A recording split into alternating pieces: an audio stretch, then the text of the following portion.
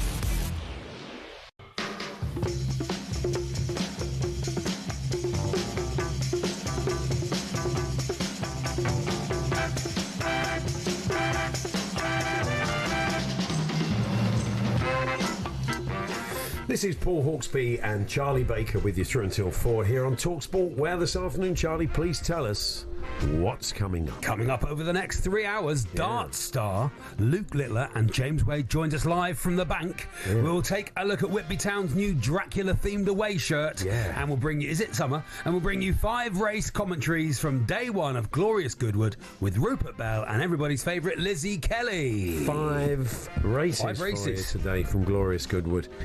Happy Gilmore too allows us to ponder the acting merits of sports stars in movies, and we'll look at today's big transfer stories, and we'll talk to Arsenal supporting comedian Ian Stone. Yes, there's all this plus Brian Carney on the big shake-up in Super League. Luton manager Matt Bloomfield on the return of the EFL this Friday, and we'll discover what the talkSPORT listeners regard as their second favourite sport. Yeah, you've been doing, on the talkSPORT dugout, you've been answering the survey. Yeah. Max Scott's going to pop in a bit later on and tell us about the results of your second favourite sport. I know, yeah, exciting to see the results of that poll. Indeed. Why are you calling me Pole? Paul Hawksbee. Yes. It's you're getting into the Dracula theme, eh? What? Got a bit Bela Lugosi. Paul Hawksbee. Yeah. So it's 3 minutes past 1. Good afternoon, everyone, and good afternoon, Charlie. Good afternoon, Paul. Huge congratulations to the Lionesses. Lionesses, wow, yeah, it was great, wasn't it? Great turnout there today. I loved great turnout today. Over 4,000 people, said Adrian Durham. Adrian. I think the trouble is when you're a Peterborough fan, that just seems like a lot of people. Yeah, I mean, in the 80s, I do think they did used to, not just Peterborough, a lot of lower league clubs would have a little guess at their how many people were in the stadium, because then they could write that down, and then that goes in, and there we are. That's what we'll claim for. Oh, yeah. I'm not saying that happened everywhere, Paul. We've all done that, haven't we? I mean, it's always... Oh, how many do you think's here? Tonight's attendance, like one of these, like a conference league in Europe and something, or whatever, and they say, tonight's attendance, 24,000. Everybody goes, hello. Oh, yeah. Ginny record. We're obviously working on the season ticket holders that couldn't make it. We've all done a bit of that, haven't we? But yeah, what's absolutely. the lowest attendance you've ever been to? Oh. Today's attendance, 61. Thank you for your support. I mean, have you during lockdown, the lowest attendance? I was lucky enough to go during lockdown to a Torquay United game in the FA Cup, the Shoaling FC. Early rounds of the FA Cup, and I was the only away fan. Wow, you were the Torquay Ultras. I was the Torquay Ultra. Wow. Yeah. But there were a few more there than that. But I don't know. Probably. I mean, what? At what level? At professional level? I mean, if you've thrown this at me, Paul, I need like. If it's a big enough club to have a PA, there will be an announcement. They will say, Tonight's attendance. I don't know why I'm doing that voice. I mean, I'm making a value judgment. Well, that's what they sound like. Tonight's attendance, 44. Thank you very much for your support. I mean, if you're big enough, so it's that sweet spot between big enough to have a PA and the very small amount of fans that have come. So if you can recall, and even maybe it's sort of stuck with you. If you can recall, tonight's attendance, 27. Thank you for your support. With away fans, 2. Yeah. You know, very nice. Very Thank nice, you, especially to the fans who've come down from the northeast tonight. Both of you, Karen and John, thank you very much, both of you. And there's a hot Bovril waiting for you in the bar. Yeah, very nice. Go on, let us know if the smallest attendances you think you've been part of. The incredible 4,000 turned out on the mail there. I'd say that was 50,000 people. It looked pretty good. On the train coming in, it was full of mums and dads and kids. It's obviously summer holidays. I mean, I think he was put on the spot. Yeah, and that's all he could see from where his vantage point was. It's a good quiz though, Paul. How many people is this? Yeah, I mean, what a quiz. What about guess the attendance? Well, that's a good idea. Yeah, that's a good idea. Well, you've got to try and guess how many people. Yeah, that wouldn't annoy anyone. We could rope in, say, a comedian every week. What a good idea. Do you know any? Write that down, Charlie. We'll see if we can get that. See if we can get that away. I'll see if Justin Morehouse fancies. Yeah, he's good. Well, he'd be excellent great, for it. Wouldn't he? Brilliant great for it. Yeah. I watched Happy Gilmore 2 last night. Oh yeah. Happy Gilmore 1. It's trending. I think fun. it's number 1 on Netflix. But the original Happy Gilmore. So there's probably a lot of people out. That's about number 4. So a lot of people have gone to the source material. You do need to have seen Happy Gilmore 1. Yeah, I think you do. Yeah, you've got a lot of recurring even in characters. Happy Gilmore 2. They show you quite a lot of Happy Gilmore 1. Oh, okay. To sort of go, and this is what we're referencing. Yeah. Here's the thing we're saying. Yeah. It's like fine. Yeah. It's like sometimes you go, I don't know what's happening now. I don't know what's happening in this Does film. that matter? I mean, I like Adam Sandler films. I think it's brilliant. I mean, funny enough, I was away at the weekend with chatting. There was a little family about it, and he's done some good work. Oh, you forget.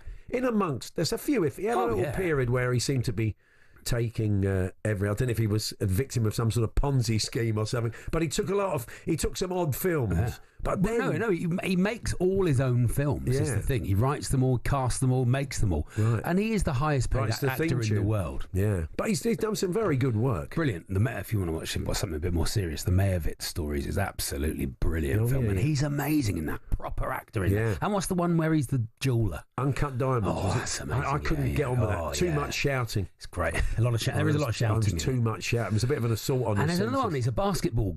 Yes, I can't think what that's called. Not coach, but anyways, they're all good. Yeah, anyway, a lot of good work. Happy Gilmore 2 features a lot of professional golfers, current and legends of the game, at different levels of acting ability. Is what I'm going to say, Paul.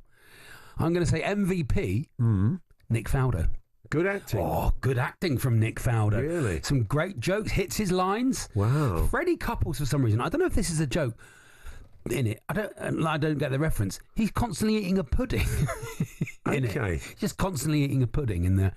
That's like his thing. Do listeners know what it is with Freddie Couple and puddings, maybe? That's not a stitch back to the first one, is it? I can't think of a line that... Not going to win an Oscar anytime soon. Yeah. Is Rory McIlroy. Okay. Not great, Paul. Really? He's not great in it. I don't know if they've cut his part down or if it's just the lines he's got, but he's not great in it. Yeah, he doesn't. There feels like a. Do you think? It feels like there's a little beat before he speaks. Phoned it in a bit. Has he? Not phoned it in. I think he's really trying. Is the problem? Right. Okay. He's not got the sort of low level sort of. I can just deliver a line. Right. But Nick Fowler, very very good. Would you recommend it? If you've seen the first one, if you like golf, if you like Adam Sandler films, and you've got 2 hours, quite a lot of criteria. And you don't want to think about too much. No, just want to. If you just want to turn your head off for a bit. Yes. All right. Good. Okay. Film reviews. So anyway, who's the best sports star in acting? Who's the best acting? Who's in a movie? Acting sports star. In a movie. And there are a few we don't want. Some people are in jail, obviously. Some people. Yeah. Well, some people are dead. Some people are dead, having been in jail. Yeah. But give us some unobvious ones. Obviously, John Walk. Yeah. In Escape. Brett Favre in There's Something About Mary. He's a touch wooden, isn't he? Really? Oh, yeah, he is. Yeah. NFL quarterback. I like it when they he's not bad. I like when their lines are obviously written sort of just behind the camera. Yeah. You know, like Hancock in The Blood Donor. yeah. Reading it off of a big board. Yeah. But Rory McIlroy has won every single thing there is to winning golf. So he doesn't need to be an actor, does he? So there we are. So let us know. Great acting performances by sports stars in the movies, the ones that stick out for you, good and bad. If they were ideally bad, I guess. Preferably bad. Yeah. And very small attendances. Yeah, tonight's attendance 17. Yeah, here we go. Thank you for your support. From Anonymous, unfortunately. A few years ago, I went to a non-league game in the Black Country. It was around 4 degrees below. Wow. Pretty much every other local match had been called off, but this was still on. 13 of us in attendance, absolutely freezing. Did they have a PA, though? Was there a PA? The subs came over and offered us their hot water bottles to help us to stay warm. That's brilliant. That's fantastic. Yeah. Tonight's attendance, 13. Thank you for your support. Well, that was in the Black Country. They've got that voice. Do you think people, did they scout those people? Hello, yes, £2.20, please. Yeah. Excuse me, mate. Have you ever thought of non-league PA system? Do you know what? I haven't. I don't even like football. Would you just say tonight's attendance 120? Tonight's attendance 123. Thank you. You're in. When can you start? You're available Saturday, 3 o'clock. Very nice. Coming on for Snessley Town. Yeah, you have to just have that. Very good at it. You're very good at it, mate. Yeah. I'm looking for the gig. Yeah. Anyway, I think we're going to check in one of our team. The parade has just finished. Heather Small was up there. She was there. We've had a word with Adi Oladipo. Didn't know she was. We've given him a bit of the Wikipedia M people. And we said, what have you done today to make yourself feel proud? Didn't get her name right. I didn't get it right. No. So we did a bit of that. Rupert and Lizzie are going to join us next. Slightly different flavour to our. We've got 5 races for you this afternoon. But we're going to have Team Rupert and Team Lizzie. And you can get involved as well. You can get behind either Team Rupert or Team Lizzie. I'm kind of guessing which one you're going to get behind, as it's a punting competition. Yes. More on that in a moment when we chat to them. We'll build up to the first of our 5 races. We're going to find out more about Whitby Town's new Dracula-themed shirt. We're going to talk Arsenal. Matt Bloomfield, the Luton manager, joining us. Brian Carney on Super League. Ian Stone, Arsenal supporting comedian. Transfer stuff. James Wade, and Luke Littler will be joining us. They are fishing, Paul. They are fishing today. That's all to come. We're here with Toolstation. This summer, shop Toolstation's award-winning Hawksmoor lawnmower range in-store, on the app and online. Next stop, Toolstation.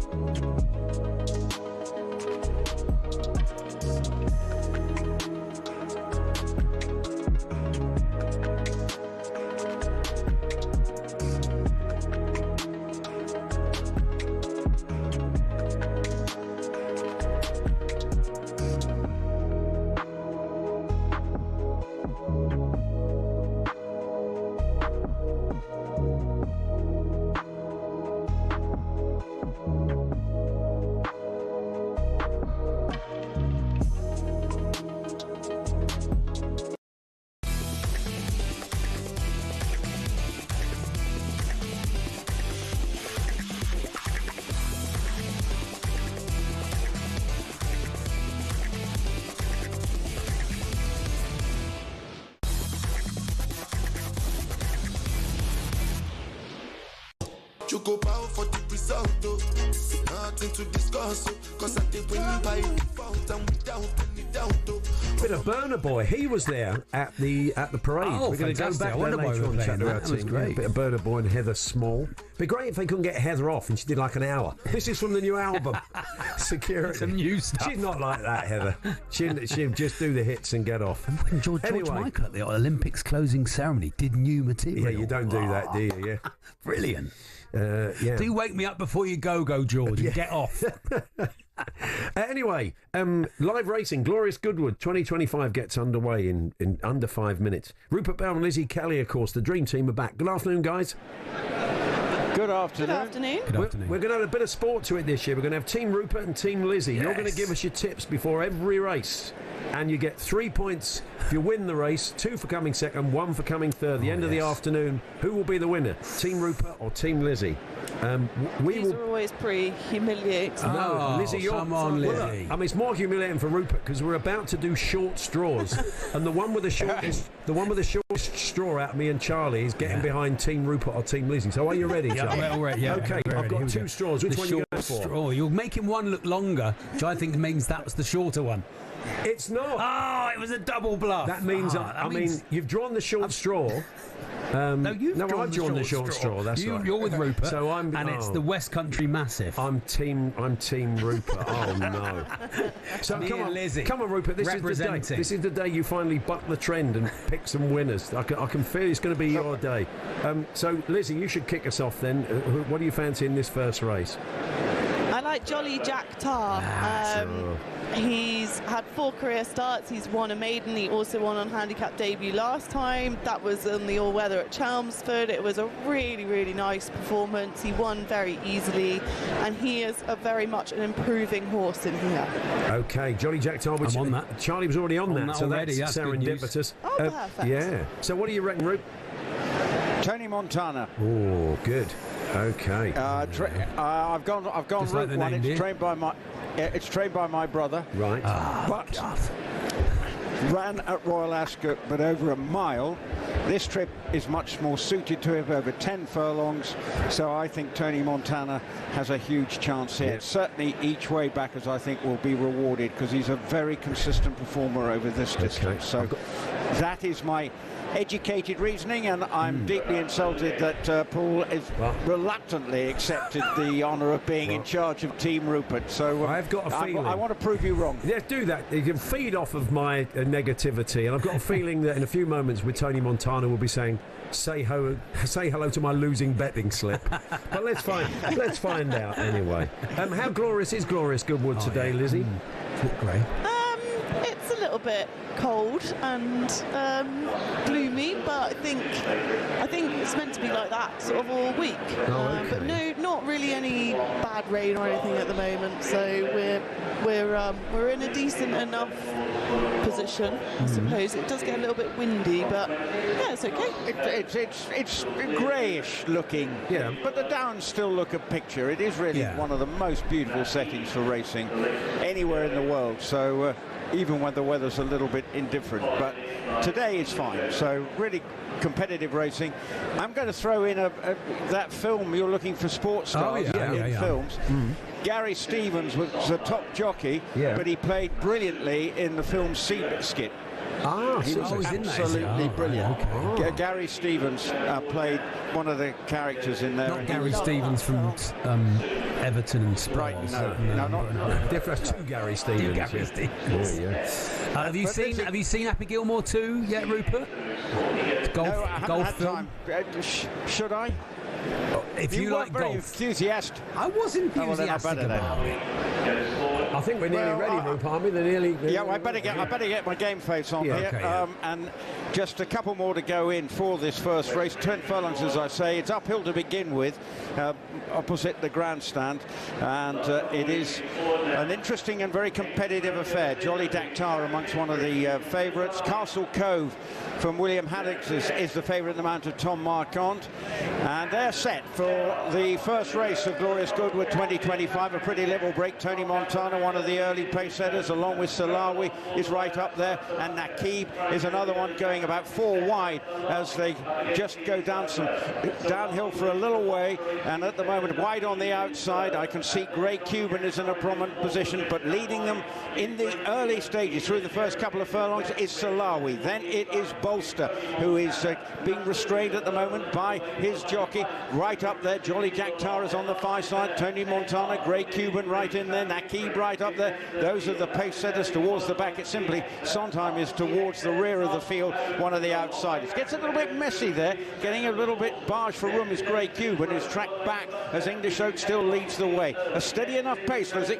Yeah, and Tony Montana also not looking like he's travelling that well. Defiance also looking like he's not travelling that well, but Jolly Jack Tar in a nice position in the first 4. Well, they're making the turn into the home straight. It's sweeping downhill now from here on in, and leading them is English Salawi, has the advantage, James Doyle. Then it is Bolster on the outside. Nakib has been restrained in third, Jolly Jack Tar in third. Also right up there, going along well, is Westridge, is in about 6th spot. On the far side of that one is Masood, but it's still English Oak trying to make every Salawi rather trying to make every yard a winning one. Still has the advantage, with on the outside the top weight Bolster's running a big race. They're ganging him behind. Also Nakib is tracking Bolster at the present. Westridge is right in there. Tony Montana is trying to quicken up on this near side. Then fire on the outside is Take Heart. He's going along nicely. Plenty of good chances here. Tony Montana's looks races run. Still English Oak, but coming forward now. Westridge is on this near side.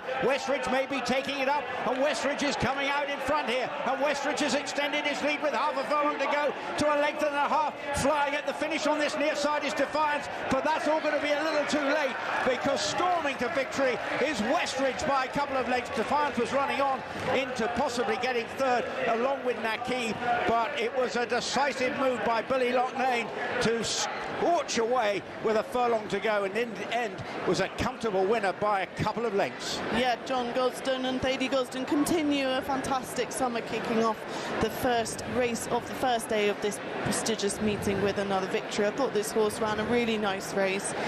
He made it look very straightforward, always very much up with the pace, was able to quicken off that pace, and yeah, it was a pretty impressive performance. Well, Westridge then our first winner, and winning very comfortably indeed. Has been running consistently well and was produced at the perfect moment, coming downhill and putting daylight between his rivals. But Billy Loughnane is such a good jockey. Burst into sort of public prominence last year at Royal Ascot. Pregnant prominence. Well, sat next to Lizzie, what it is. Well, I tell you what, it was a good performance just for you, Charlie, just to make you feel happy. Yeah. Okay. Tony Montana was 15th, and Jolly Jack Tar was 16th. Wow, guys, that's a very great start. That's a very poor start. Did you get any points for that? Or Team Rupert and Team Lizzie? No. So 0 points. I really feel that these competitions don't bring out the best in me. You were a competitive horsewoman. You were a jockey, Lizzie. You got no excuses. Yeah, but I feel like a horse that has blinkers put on when these competitions are run, and I don't like the blinkers. It always goes badly wrong. I mean, Jolly Jack Tar was beginning to struggle about halfway through that race. And Tony Montana flattered to deceive, so there we go. We weren't very good, but never mind. Can I just tell you, Lizzie told me last night she spent 3 weeks watching the Tour de France, doing nothing else. Oh, wow. Are you into the Tour then, Lizzie? Is that your thing? Yeah, absolutely. I'm like obsessed. Oh, wow. I love it. Yeah, I think I prefer it to horse racing. Do you? Oh dear. Well, they should have a jumps level, shouldn't they? On the Tour de over there. Well, they do, don't they? Have the sort of after all. Why not? Yeah. Yeah, that's. I suppose the jumps are like the Alps. Yeah, I suppose. You have to go up and down those mountains. It's unbelievable. I think it's just the best sport in the world. Wow, what about it's so good. Even better than racing. She's going to be working on the cycling coverage next. Poor old Rupert's going to be on his own. And also later on, we are getting people's second favourite sports, aren't we? Yeah, second favourite sports. You knew that about Lizzie Kelly. She hates horse racing. Yeah, she's really massive into cycling. She can't tip a winner. It's because she's really gone off the boil. Terrible. But to be fair, I wouldn't really be able to ride a bike either. So no, not at the moment. Not at the moment. And Well, no, I mean, not really at all. That would be absolutely dreadful. Yeah, I'm not really a cyclist. Okay. I haven't got into the Tour de France due to my ride a bike. expertise on a bike. You can ride a bike. Yeah, I can't remember the last time I did ride a bike. Okay. Well, you know what it's like. It's like riding a bike, so... Yeah. You never lose it, clearly. So, we want to... Okay, I'm sorry, Lizzie, I'm going to hold you to account again. Our next race, the listeners may want to get on Team Lizzie or Team Rupert. Come on. Next up, the Coral Vintage Stakes, 155, a smaller field in this one. What are we favouring, Lizzie? This is a really tricky race. Zavateri is actually the only horse to have won at Group 2 level, which is what this race is. Right. He won over 6 furlongs. This is 7 furlongs today. Mm-hmm. Dorset is the... Is that your ring doorbell? Yeah, postman's here. Just leave it on the step, mate. Parcel for Mr. Bell. It's a steward's inquiry, which probably I wonder why. Oh, wow. You see it in? Maybe the first 14 all interfered. Tony Montana's going to be first and Jolly Jack Tar's going to be second. We can hope. You want me to Zavateri, my flag to a mast. I think I'm going to go with Zavateri. He's a lovely price as well. Okay. What about you, Root? Well, I'm going for Laureate Crown. For Jamie Spencer and Hugo Palmer at a decent price. Going to go each way. I'm going to take a chance of that. Sorry, we're battling with a very prominent PA system here today. Including that bing bong that we just heard. So it's a good bing bong. Yeah. I think the winner's not affected. I think that may have been the message that was just as we were discussing that race. They're pushing Tony Montana back further in. Yeah. I imagine Tony Montana's failed the drugs test. I mean, not the horse, obviously, the person it's named after. Well, I hope not. No. Given it's trained by my brother. No, of course not. I'm not suggesting the horse is going to do. Anyway. So the horse would say, if he stood next to a jockey, you would go say hello to my little friend. Yeah, you would do, wouldn't you? You would. You would. Yeah.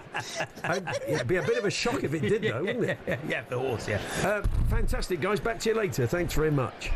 Zavateri says Lizzie in the next race, if you're Team Lizzie. Laureate Crown says Rupert, if you're Team Rupert. Unfortunately, I'm Team Rupert today. You can watch every race live from the Qatar Goodwood Festival and Galway Festival. I always wanted to go to Galway. 1 year, Charlie, I'll take you. Only on Racing TV. You can start a free 31-day trial now by heading to racingtv.com/free trial. All Racing TV members also get access to over 100 free race days and a free share in their syndicate horse race, the Lost Sock. Beautiful. Okay. Start your free trial now. We're going to be talking Arsenal a little bit later on. But next, what are we doing next? Oh, yes. Brian Carney joins us. Big shake-up in the world of Super League Rugby League. 2 teams added in interesting circumstances. Brian, former player and Sky presenter, joins us for a quick chat shortly.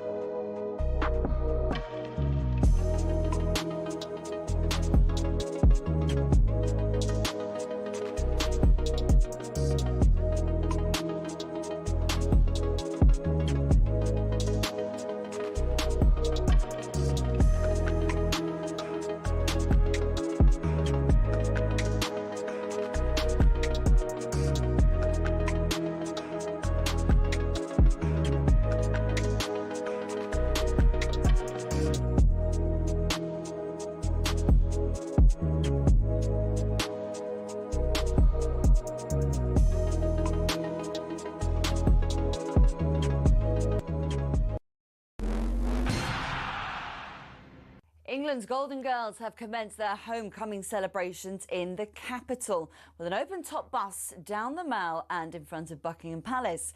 Up to 50,000 fans have turned up to cheer the Queens of Europe, with even some of them rocking up after midnight to secure a good spot. talkSPORT's Adrian Durham has been soaking up the atmosphere for us. The fans are absolutely loving it. I've seen so many football shirts, Lionesses shirts. I've seen so many homemade banners as well. There was one which a little girl was holding saying, young girls inspired by Lionesses, and it was just a simple message that I think will mean a lot to the players. The England squad rocked up sporting matching T-shirts, scarves, medals and sunglasses, along with the trophy, of course. For all the latest on the celebrations, you can head to our live blog at talksport.com. Transfer news now. Manchester United's narrowed down their search for a striker. The two names left on their shortlist are Benjamin Sesko and Ollie Watkins. talkSPORT understands United believe they can convince Villa to sell Watkins for less than their £60 million price tag if they find a replacement. Elsewhere, Luis Diaz is undergoing his medical at Bayern Munich today ahead of his £65 million move. This could pave the way for Alexander Isak to make the move to Anfield, but no formal offer's been made yet. For more on these stories, head to talksport.com.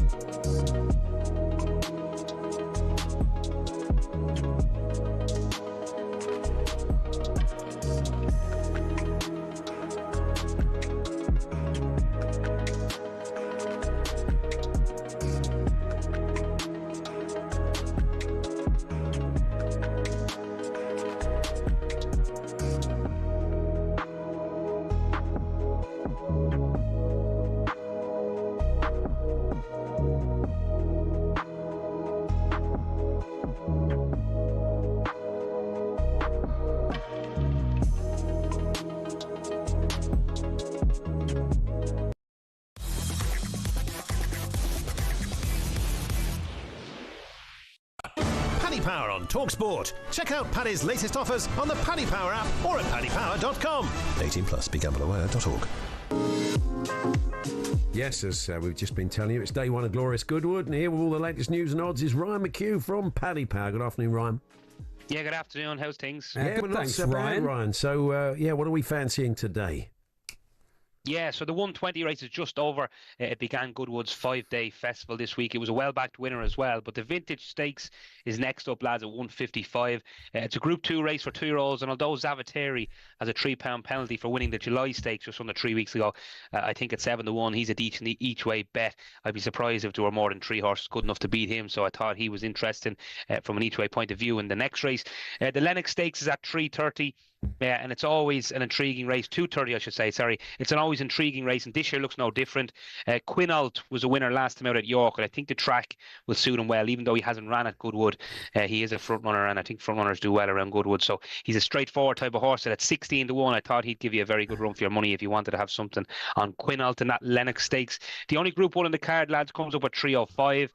Trainer Aidan O'Brien looks to hold the aces with both Illinois and Scandinavia first and second in the betting. Illinois has been drifting all morning, but I think I'll side with him. Just dropping in distance, I think, should help him see out his race a bit stronger than he did at Royal Ascot in the Ascot Gold Cup. That was over a half a mile further. Back to 2 mile today should suit Illinois. And the final race then at Goodwood on ITV at least is the 3:45. It's a big field handicap in which we're paying 6 places on Paddy Power. Jack Ajaro is one to keep an eye on, and that for connections who target the horses at this meeting. And before I go, lads, just to mention, Galway's day 2 of their 7-day festival takes place this evening at Ballybrit. The feature race comes up at 6:40. It's the mile. Cordor was a previous winner of the race a couple of seasons back. He is now a 9-year-old and is drawn wide, but he was drawn wide a couple of seasons ago when he won the same race, and has been money for him this morning. So keep an eye out for Cordor in that 6:40 at Galway this evening, lads. Good man. Thank you, Ryan. Thanks very much. Ryan. There's Ryan McHugh there from Paddy Power. And remember, if you want to keep up all the latest racing news, Paddy Power's from the Horse's Mouth podcast is available every week, and you can download the latest episode from your usual podcast provider now, 18 plus. BeGambleAware.org. Paddy Power on talkSPORT. Check out Paddy's latest offers on the Paddy Power app or at paddypower.com. 18 plus, begambleaware.org. Now, the current 12 clubs in Super League Rugby League yesterday decided to expand the competition to 14 teams from next season. So what are the consequences of that? There's been a few little rumours surfacing since that announcement was made, and one or two eyebrows raised about how those two new teams are going to be decided upon. Yeah, of course. Joining us now, the former player turned presenter for Sky, Brian Carney. Good afternoon, Brian. Hey, Brian. Good afternoon, from Irish Ryan to Irish Brian. If we're going to talk about wolves, rhinos, tigers and leopards, I couldn't be doing it from a better place, boys. I'm in Nyíregyháza Zoo in eastern Hungary. Wow. Goodness me. On a family holiday. So I have actually walked past rhinos and walked past tigers and walked past leopards as I prepare to try and explain to you what exactly we're going through at Super League. Yeah. It's interesting times. Charlie made a good point earlier on. We've talked a lot of Super League this season, Brian, as you know, on the show, and we've there's some tough times for some teams in Super League. Charlie's point was a good one in that to expand to 14 when there's teams even in a 12-team setup that are struggling, but is the idea to help those teams that are maybe struggling at the moment by increasing the size of the league? Well, interestingly, I think the last time we spoke was the day after Lee had beaten Wigan in round one in a remarkable game. They beat them 1-0 in Golden Point extra time. We had Vegas on the horizon, and we had a really exciting start to the season. Not for a second did I think I'll be back on the phone with you guys before July was out talking about expanding a competition to 14 teams. However, that is what a majority of the clubs have decided to do.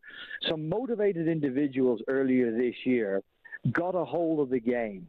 They ousted some of the current leaders and they installed a new person, new to maybe to 2025, but not new to the game, in Nigel Wood, to lead a strategic review. Nigel was brought back in after being ousted at the end of 2017 and 2018. And his mandate was for change, and he was mandated by a majority of Super League clubs. That change has most recently manifested itself in yesterday's decision to expand to 14 teams. Now, there's a couple of things with this. You're right to point out the two extra sides and how they'll be decided. But Wigan abstained from voting. Hull FC voted against it, and Hull KR voted against it. Now, they're three pretty well-run and powerful clubs. Wigan's reasoning was it was done at too short a notice. They haven't had time to consider the 10, 12, 14 proposals, so they could not vote without being able to properly assess all the rationale for those three.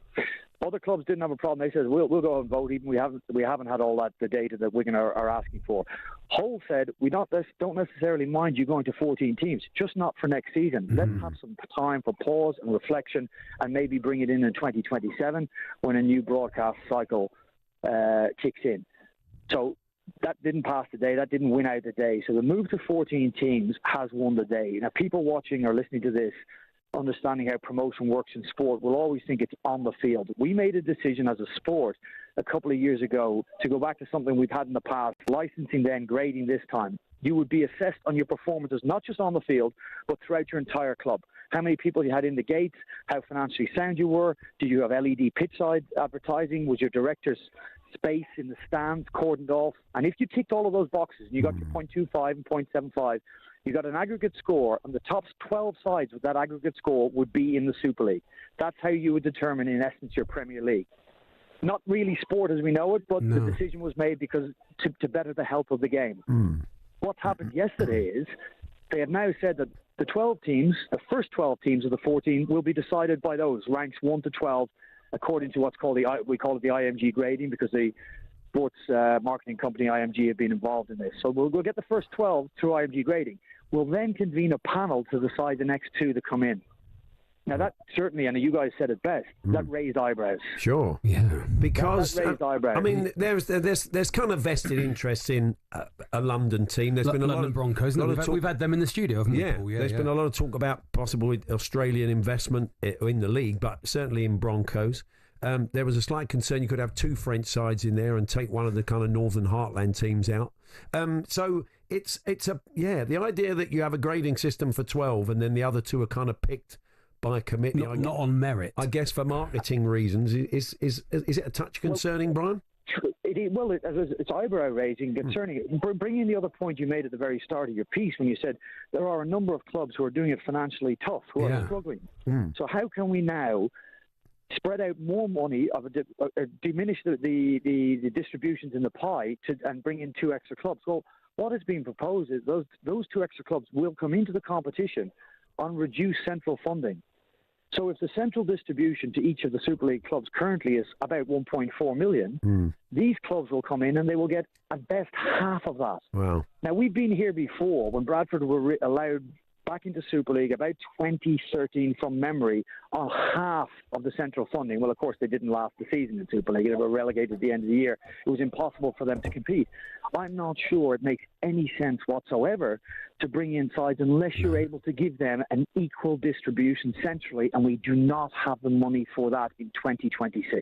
No. That is why some of the clubs have raised more than an eyebrow about this. The other thing we've been reading today is that Magic Weekend. This is the weekend where over a weekend up in Newcastle. Generally, it's Newcastle. They play all of the games, and it's like a great big festival of Super League. Everybody goes up. That could be under threat in this new structure. I don't know if that's been confirmed or denied, but I've just read a few. That hasn't been confirmed, and you were as surprised as I was when I heard that news.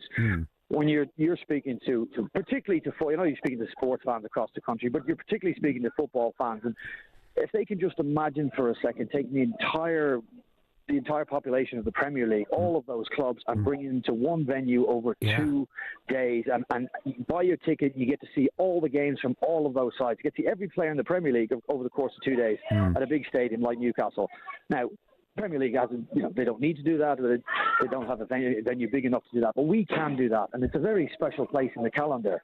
So if that was to be taken out of the calendar, that would cause me concern as to what they would propose replacing that with. Now, I would be surprised if they did get rid of it, because it was brought in under Nigel Wood's watch when he was first in charge.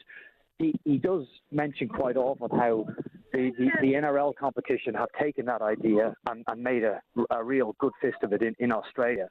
They have it in Brisbane, and it's a very successful weekend, the Magic Weekend. So, look, that has been mentioned. I would be surprised at that. But listen, I will say this, guys. There are many twists and turns to come in this. Yeah. This is not the end of this.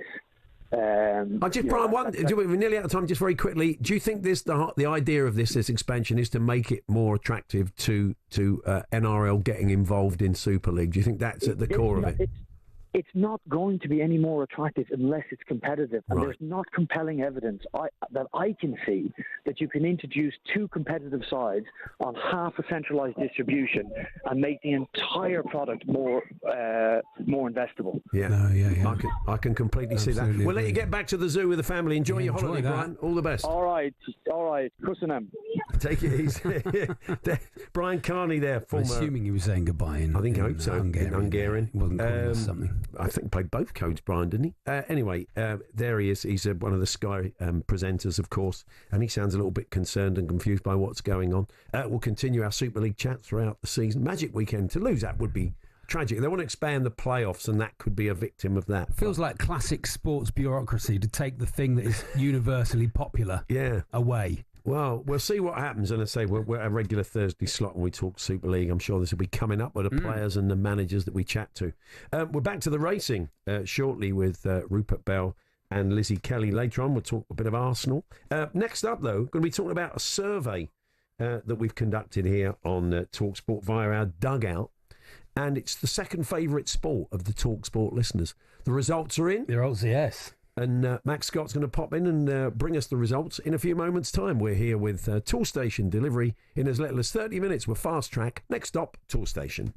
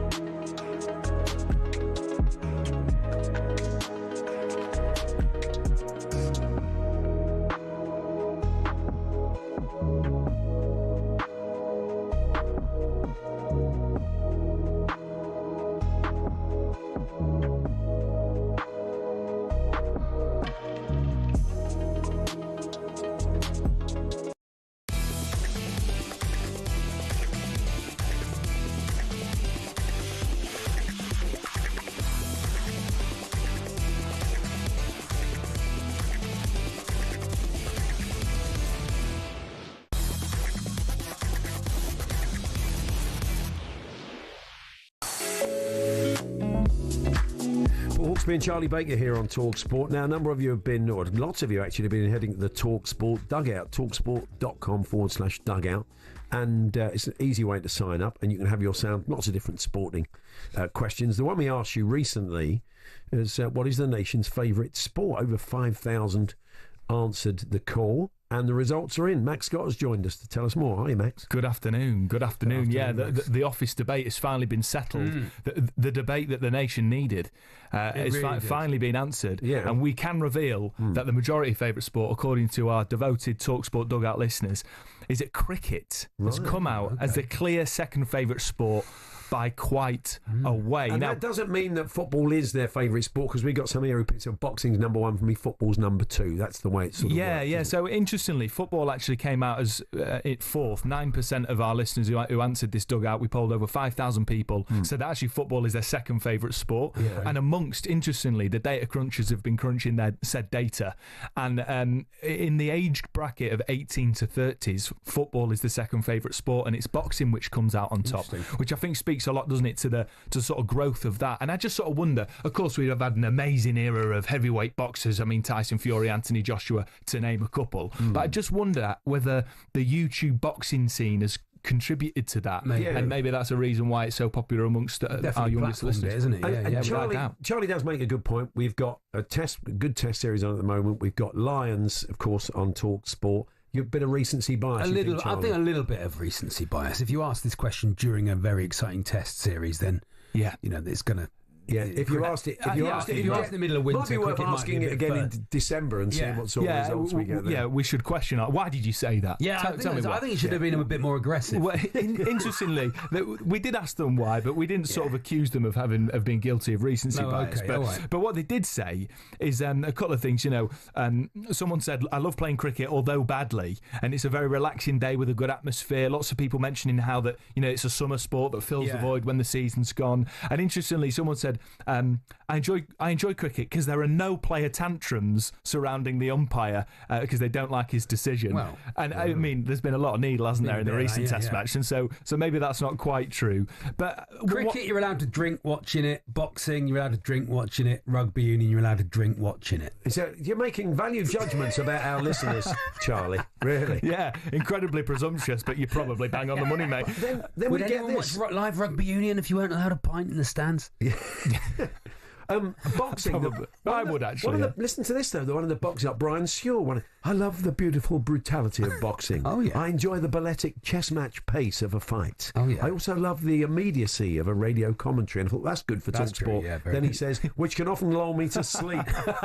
You ever try to go to sleep when Gareth A. Davis is shouting in your ear? Boxing on the radio. Praising our record-breaking boxing commentary there. But I think with the cricket though, it's lots of people are mentioning.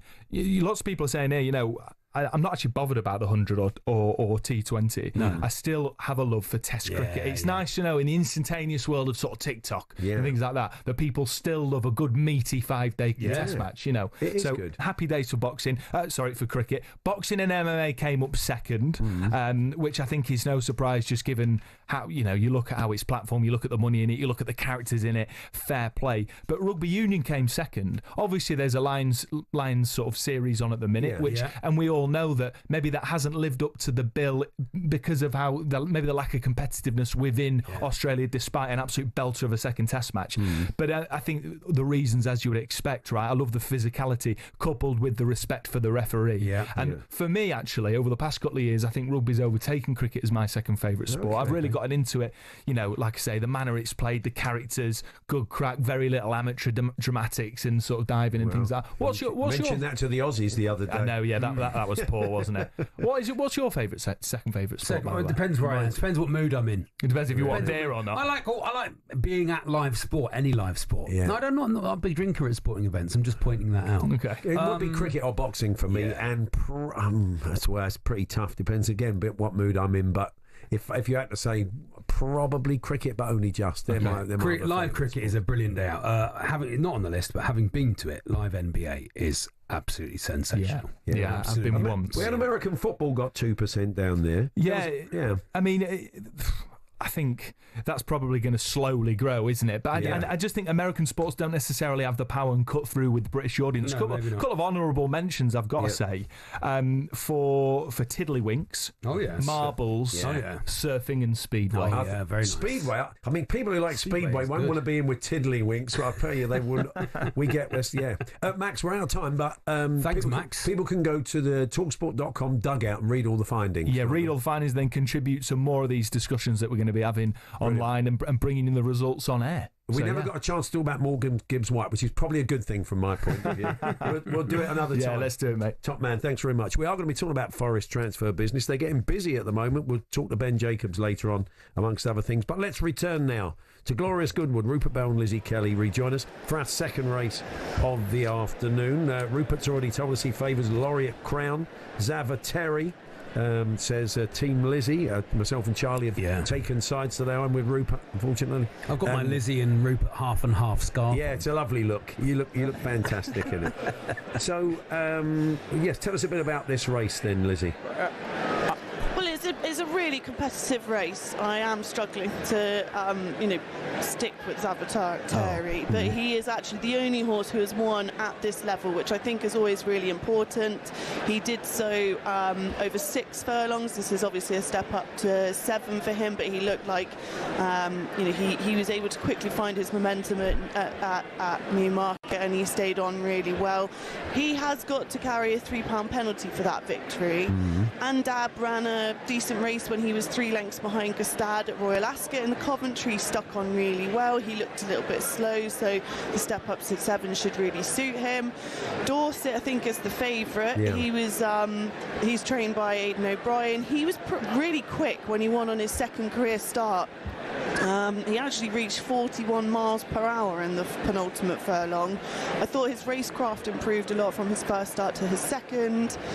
And then humidity, he won the Chesham at Royal Ascot. Again, like he was a bit deceiving when you watched him, because he looked slow as well, but then you realise that the method in which he'd won was to simply just grind the rest of them into submission. He was very consistent with his times through the furlongs. So it's a really decent little race. And can I just share a bit of research with you?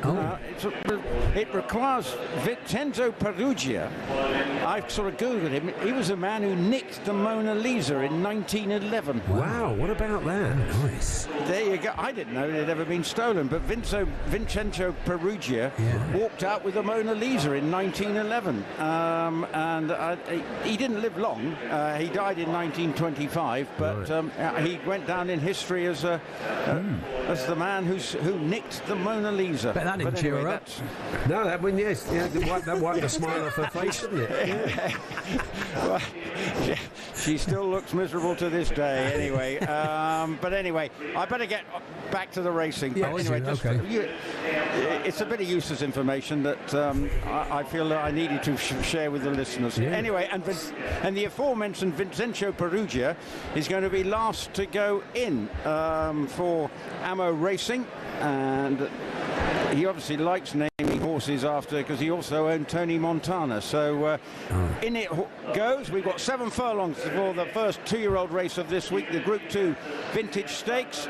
They're set. Who's going to get a good break here? And Andab gets a pretty smart break out of the stalls. Also right up there is Humidity on the far side, and Vincenzo Perugia is another one who's very prominent. Dorset also going along nicely, and Kama Sutra is trying to get into a strong position, and also Do or Do Not is amongst the leading group of horses as they start to settle down.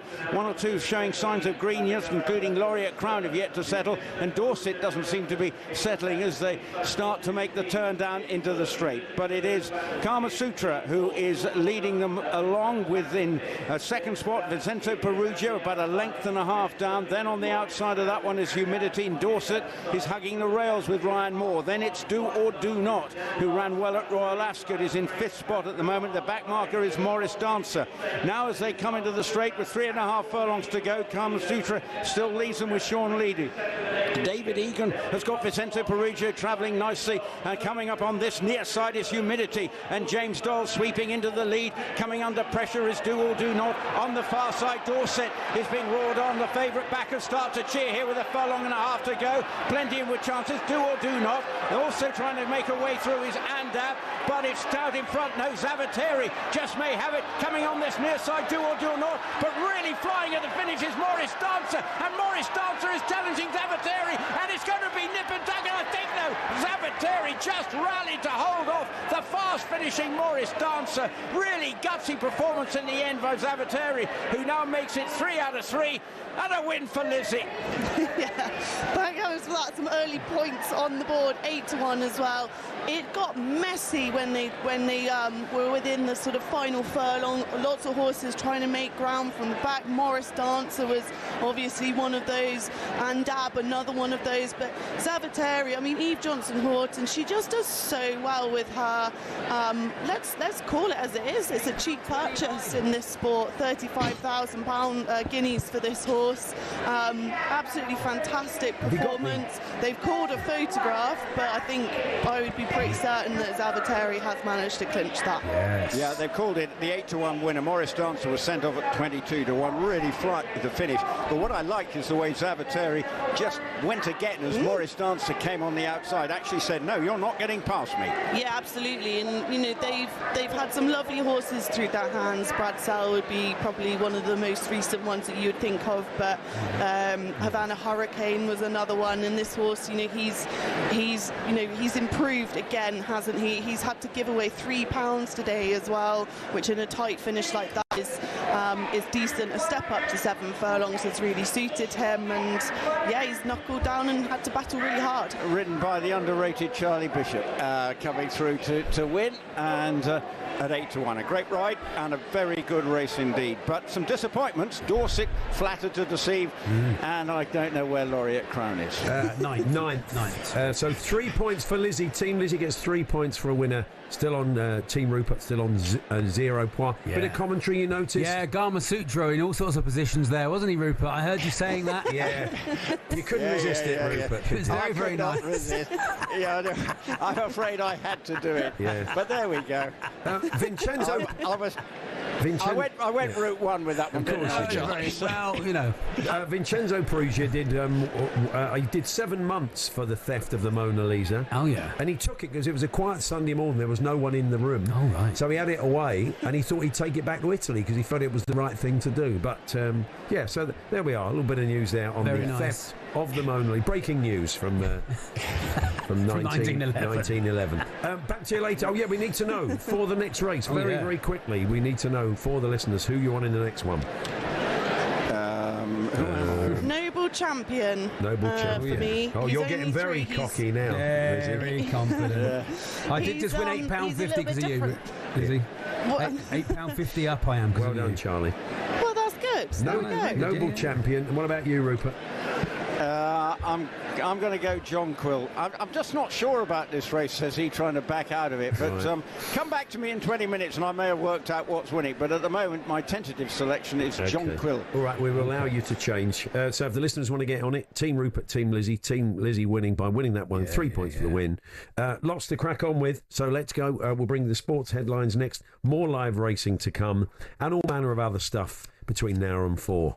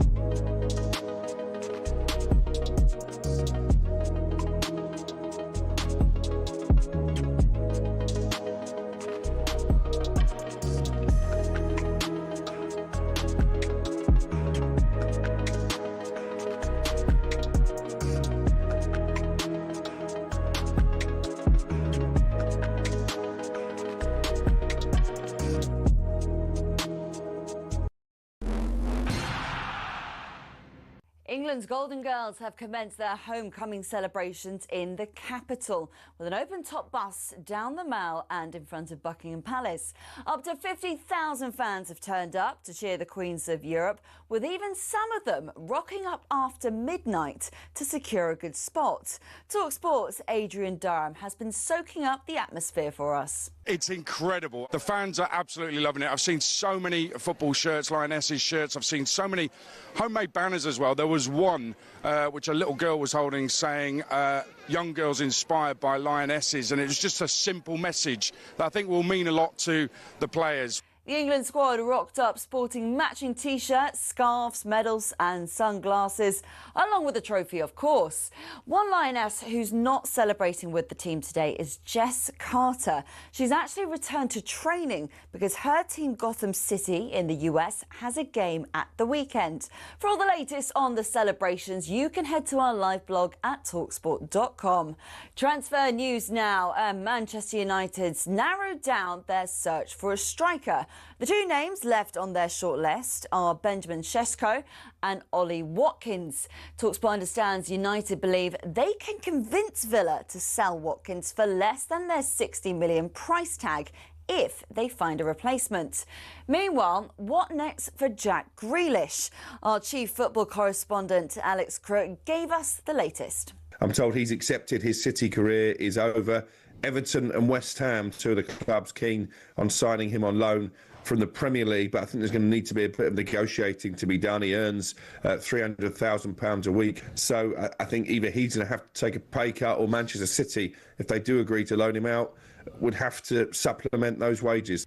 Elsewhere, Luis Diaz is undergoing his medical at Bayern Munich today ahead of his £65 million move. This could pave the way for Alexander Isak to make the move to Anfield, but no formal offer's been made yet. And Sheffield Wednesday has announced Danny Roll has left the club less than a fortnight before the new season starts. For more on these stories, head to talksport.com.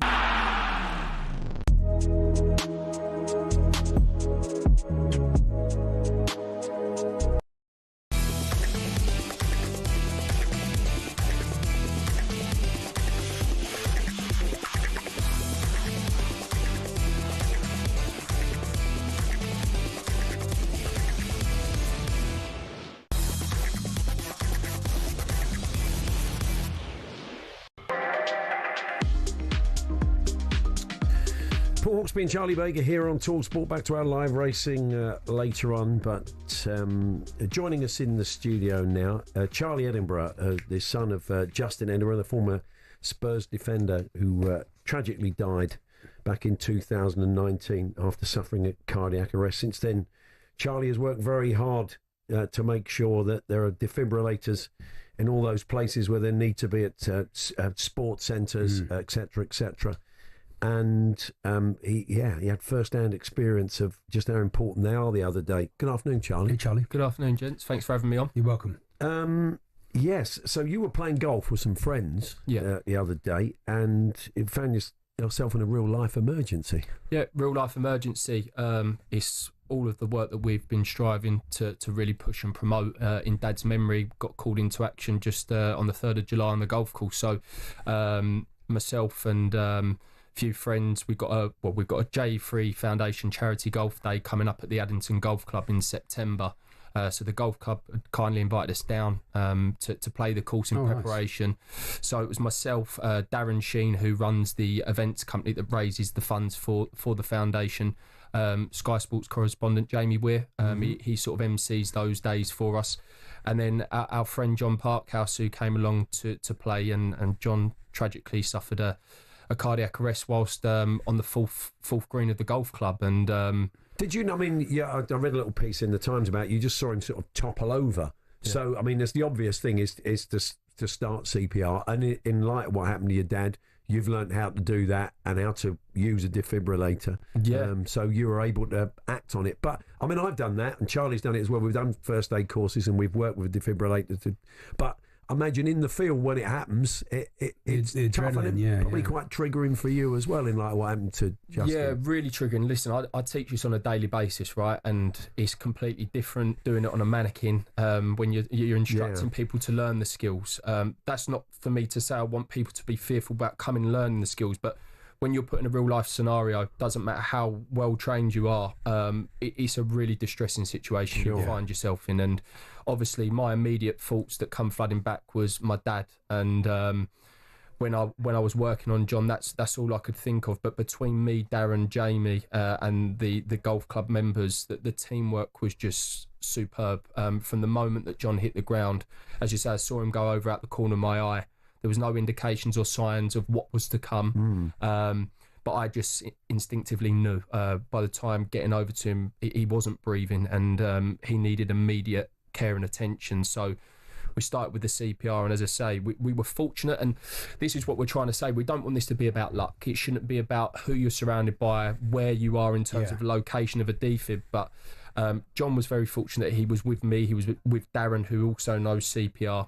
And the defib was some 100 yards away in the clubhouse, because had we been further out on, say, a later part of the course on one of those holes, the outcome could have been a hell of a lot different. So really distressing. It brought a lot of, obviously, horrible memories back to the forefront. But Dad, again, strikes hot. And if it wasn't for him, I wouldn't have known what to have done. And John probably wouldn't still be here with us now. And how's John doing now? Obviously, in the process of CPR, as we're told, when we have to, you have to press very hard, and you are going to break a rib almost certainly, aren't you? So, I'll take it that was an issue for him. He's given me a bit of stick. He's given me and Darren some stick for it. We've broke a few of his ribs. We punctured his lungs slightly. But listen, he would rather wake up with a few bruised, broken ribs, and his wife, his children, his grandchildren have still got their John, And look, I always say to people, you're better to do something as opposed to nothing. But they do say good quality CPR. If you're sort of hearing popping, cracking, breaking of ribs, you're probably doing a good job, which turned out to be the case with John. So what's the foundation trying to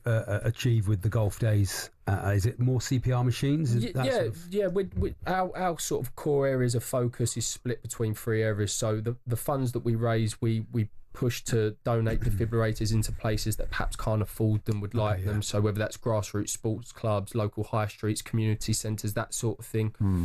We deliver CPR and defibrillator workshops up and down the country on a daily basis to give people the confidence and the competence in that situation to know what to do, because it's all well and good having the tool, but if you don't know how to use it, even though they are very self-explanatory... They talk you through it, don't they? That's the thing they tell you. They do talk you through it, but the main objective and the overarching aim, which has been the case from day one, is Justin's Law, and making it mandatory for all UK health and sports facilities to have defibs on their premises, because...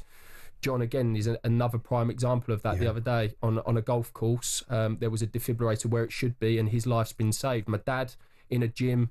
The nearest one was 7 minutes away, and the outcome was obviously the other flip side of the coin. We tragically lost him. So for us, we won't give up. We're relentless, and until these pieces of equipment are where they need to be, we're not going to go out without a fight. Is there any government funding, Charlie, for these sorts of things? Defibrillators, depending on there's different grants and funds that are available, and the Premier League, for example, they've done a defibrillator fund not too long ago to encourage grassroots clubs to apply for defibs if they didn't have one. So there's ways that people can get them. They are accessible. Obviously, they're around about £1,000. So for a normal person, that's quite a lot of money. But you can't put a price on a life, and that's what I would say. It might seem like in someone's mind who might own a business or run a sports club, we don't need it because it's not going to happen on my premises. Well, I'm telling you now, it will catch you off guard. It takes no prisoners. Doesn't matter how fit, how unfit you are, sex, age, race. It doesn't discriminate.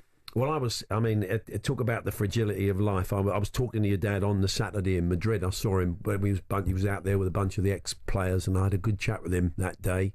And I just couldn't believe it 48 hours later that, he was fit and firing, he was in good shape. It was an absolute shock, just a terrible tragedy. Yeah, it really, really was. He, 49 years of age, you don't expect to lose your life. And he was very, very much still fit and active, was managing Leyton Orient at the time, so would very much often go in the gym after training, get involved in the keep ball sessions and stuff like that. And I guess, look, we can all look quite fit and healthy on the outside. You don't know what's going on inside. So I'd encourage people also, if they haven't, go and get their heart screened and checked.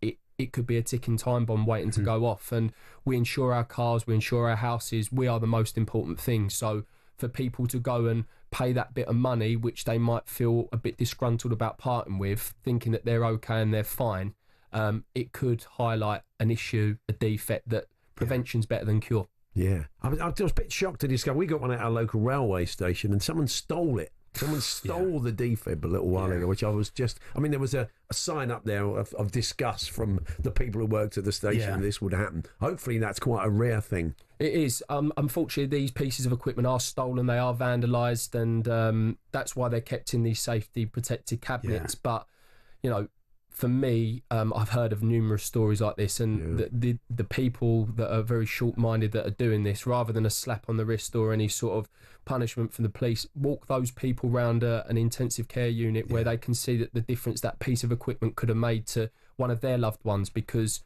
had my dad had that piece of equipment at his disposal, not saying it was stolen, but it was some time away, but to know that there's a piece of equipment that should be where it's been placed and someone's taken the time out to steal or vandalise it, just shocking. Yeah, it really is shocking. So if just give us the details of how they can find out more about the foundation and maybe get on a course or help. Tell us more. Yeah, so we're on X, as it's now known, Instagram at je3foundation.com. We've got our website, www.je3foundation.com as well. Loads of fantastic information. People can apply for defibrillators, contact us regarding CPR defib workshops. But the one thing I really want to push today is, I keep saying we can take a horse to water, but we can't make them drink it. Please, if you're listening and you haven't done so, sign our petition for Justin's Law. We need to get 100,000 signatures to get the conversation started where it needs to be, so that we can make sure that no other lives are lost unnecessarily like my dad's was, because they do need to be in these facilities. You're impressive, Charlie. You're a really impressive man, that you've taken something that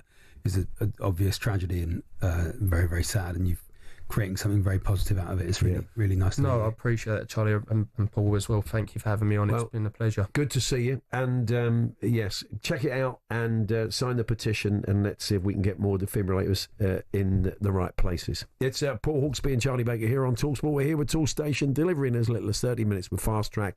Next stop, Toolstation. More racing to come very shortly. Matt Bloomfield, the Luton Town manager, joining us for a chat later on. They're in action against Wimbledon, our first game of the season on Friday.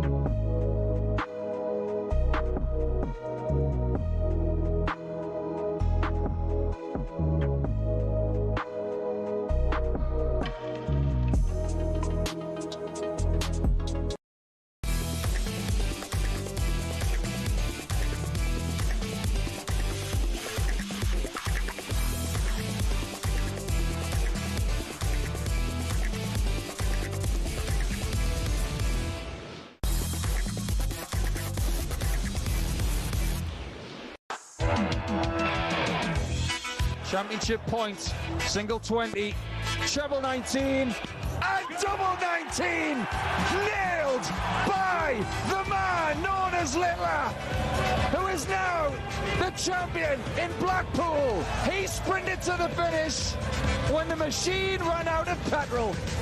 Luke Littler, the world champion, is now champion of the World Match Play in 2025. Yes, our coverage of the World Match Play darts, of course. Darts on the radio, Paul. In Blackpool concluded at the weekend, and I was watching on Saturday evening. James Weld came for his semi-final. He's fishing today, is James. Oh, wow, fantastic. He's at the Target Sports Stars Fishing Championship, and he joins us now. Bank. Good afternoon, James. Hey, James.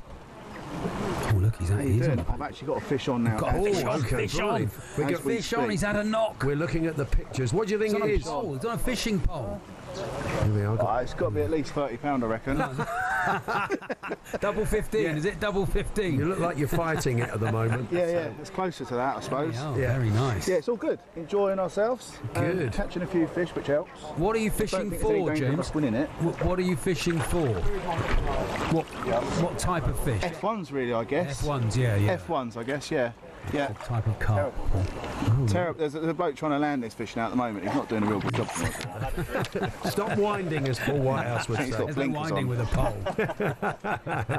No, I think he's got blinkers on. Oh dear. So how many have you caught today? I would say we're probably at 10 if I'm lucky. But we've just got that in the keep landing net. Should better go in the keep net. It'll add towards the weight, won't it, I guess? Nice. But we're doing all right, yeah, everyone's having a good time. Everyone's catching, which is a good thing. Are you into your fishing, James? Do you fish a fair bit? Yeah, I'm into it. I'm not very good at it, but I'm into it. Right. I'll try and go as much as possible, but obviously we've got kids now, so yeah, that ruins most things like that. How do you reflect on the World Match Play now? Say, I saw you a very happy man Saturday evening coming through the semi-final. How you look back on your form going in the tournament? Yeah, I mean, I think I played solid all week, you know. I think every game was good, and so it's just disappointing in the final. You know, Luke played phenomenal, but you know, I missed the double 10 to go 14-0, and I just had the first break at a 5-0 up. You know, I know other players did that, but that's not something I would normally let go of. But you know, overall it was a great week. You know, had a good time, played some great darts. Yeah. And got paid for it as well, so that's all good. Yeah, exactly. As long as you get paid for it, that's fine. Exactly. Duck cam's fantastic.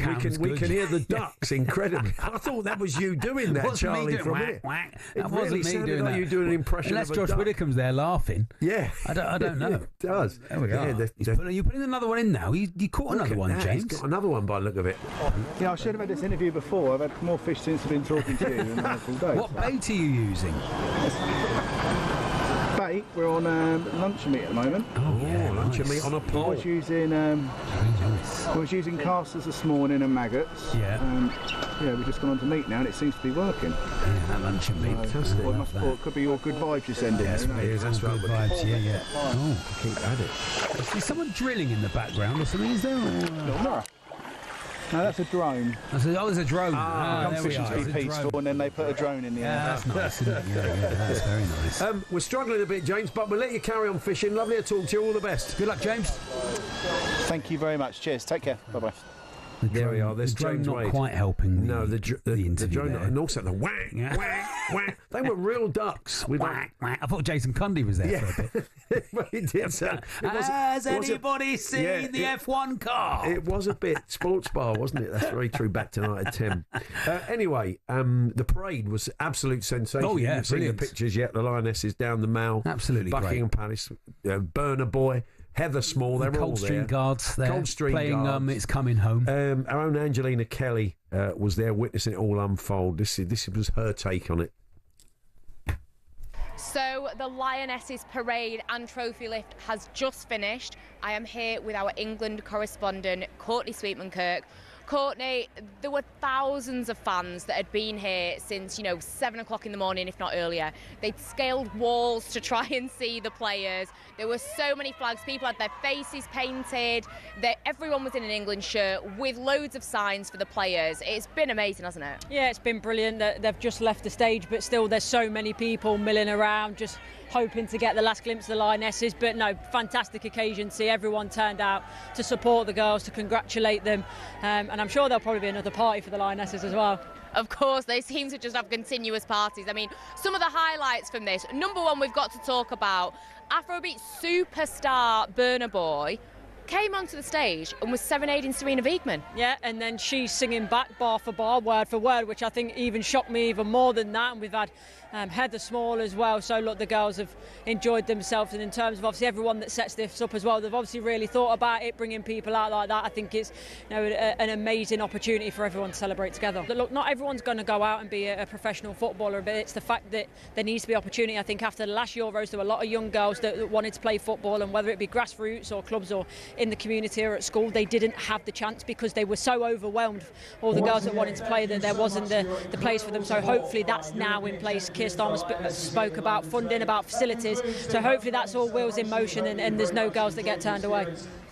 Well, Courtney's put it absolutely perfectly there. We want to see change, we want to see things building, but at the moment we've just got to celebrate that the Lionesses are the first English team to win a major tournament, the first England team to win a major tournament on foreign soil, back-to-back Euros, and they really have brought it home, and the fans have had an amazing day. Thanks very much, Angelina, and to Courtney. And yeah, pictures are sensational. If you haven't seen them yet, you'll catch up with them, I'm sure, later on. So we're going to head back to glorious Goodwood for our third race of the afternoon with Rupert Bell and Lizzie Kelly in a few moments' time.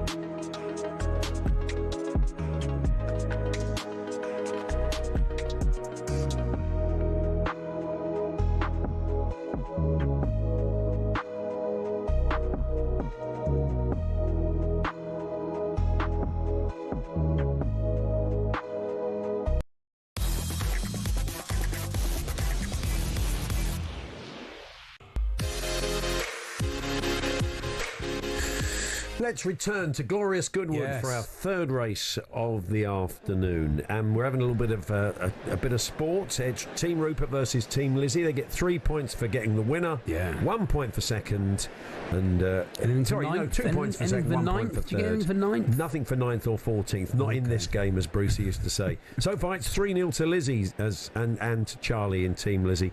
Zavateri was the winner of the last race. Myself and Rupert got plenty of time to claw it back in our remaining 3 races. Rupert, John Quill, but you felt under pressure. So have you changed your mind in the subsequent 20 minutes or so? I'm sticking to John Quill. Okay. I think he'll be better. This trip will suit him better. So I'm going to stick with John Quill. I'm rock solid in my conviction that he'll finish better than 9th. Who's John Quill? Did he nick Tracy Emin's bed or anything like that? Did she? Or, John, it's one word. Oh, John Quill. It's not John Quill. No, it was nothing. John Quill is quite no writing, no nothing. Okay, there, Charlie. Okay, thank you. Yeah, but it's the 7-2 third favourite. So with Audience and Kinross are 3-1 joint favourites, former winners of this race. And Noble Champion, you've gone with Lizzie. Kieran Schumacher on board. Yeah, I just feel like he's got a different profile to everybody else. He's a younger horse. He's, whereas Audience and Kinross, they're not much older, but they're a little bit older than him. They're more, Kinross has actually won this race twice, but Noble Champion, he is fresh off the back of an impressive victory at Royal Ascot. It was a Group 3, and he actually gave away a little bit of ground as well, hanging across the track on that occasion. He's actually run here before, but he was too keen, and I think his racecraft is improving. I think he's always improving as a racehorse, whereas I think with Kinross and Audience, you sort of know what you've got, and they're nice. But yeah, I just wanted to come at it from a different angle. I just wonder whether Kinross might be being withdrawn. Something's going on.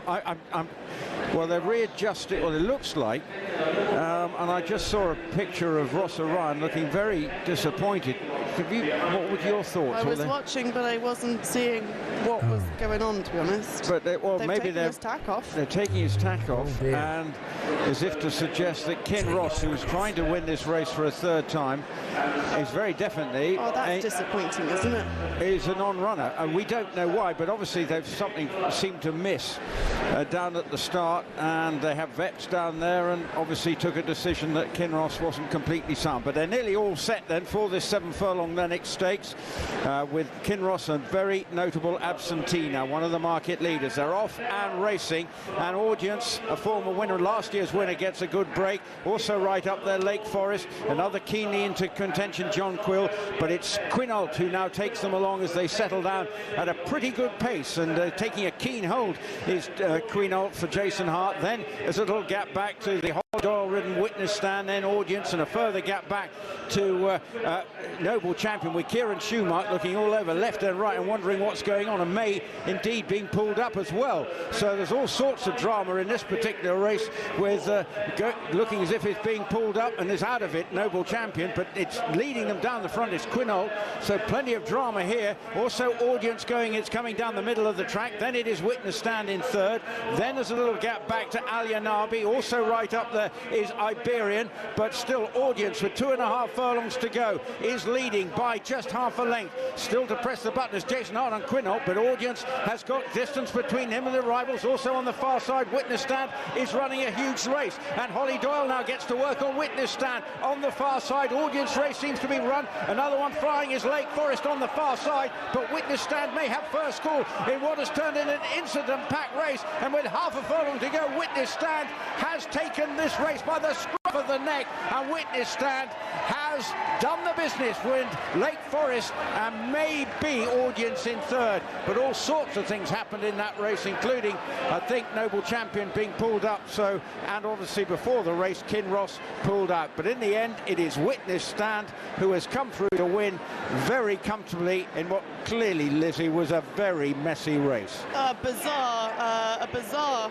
race. What an unfortunate sort of couple of incidences with horses clearly either not running or having to be pulled up.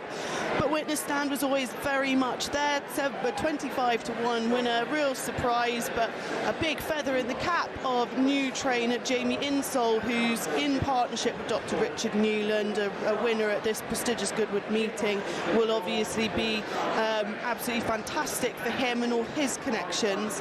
Holly Doyle has kept things really, really simple.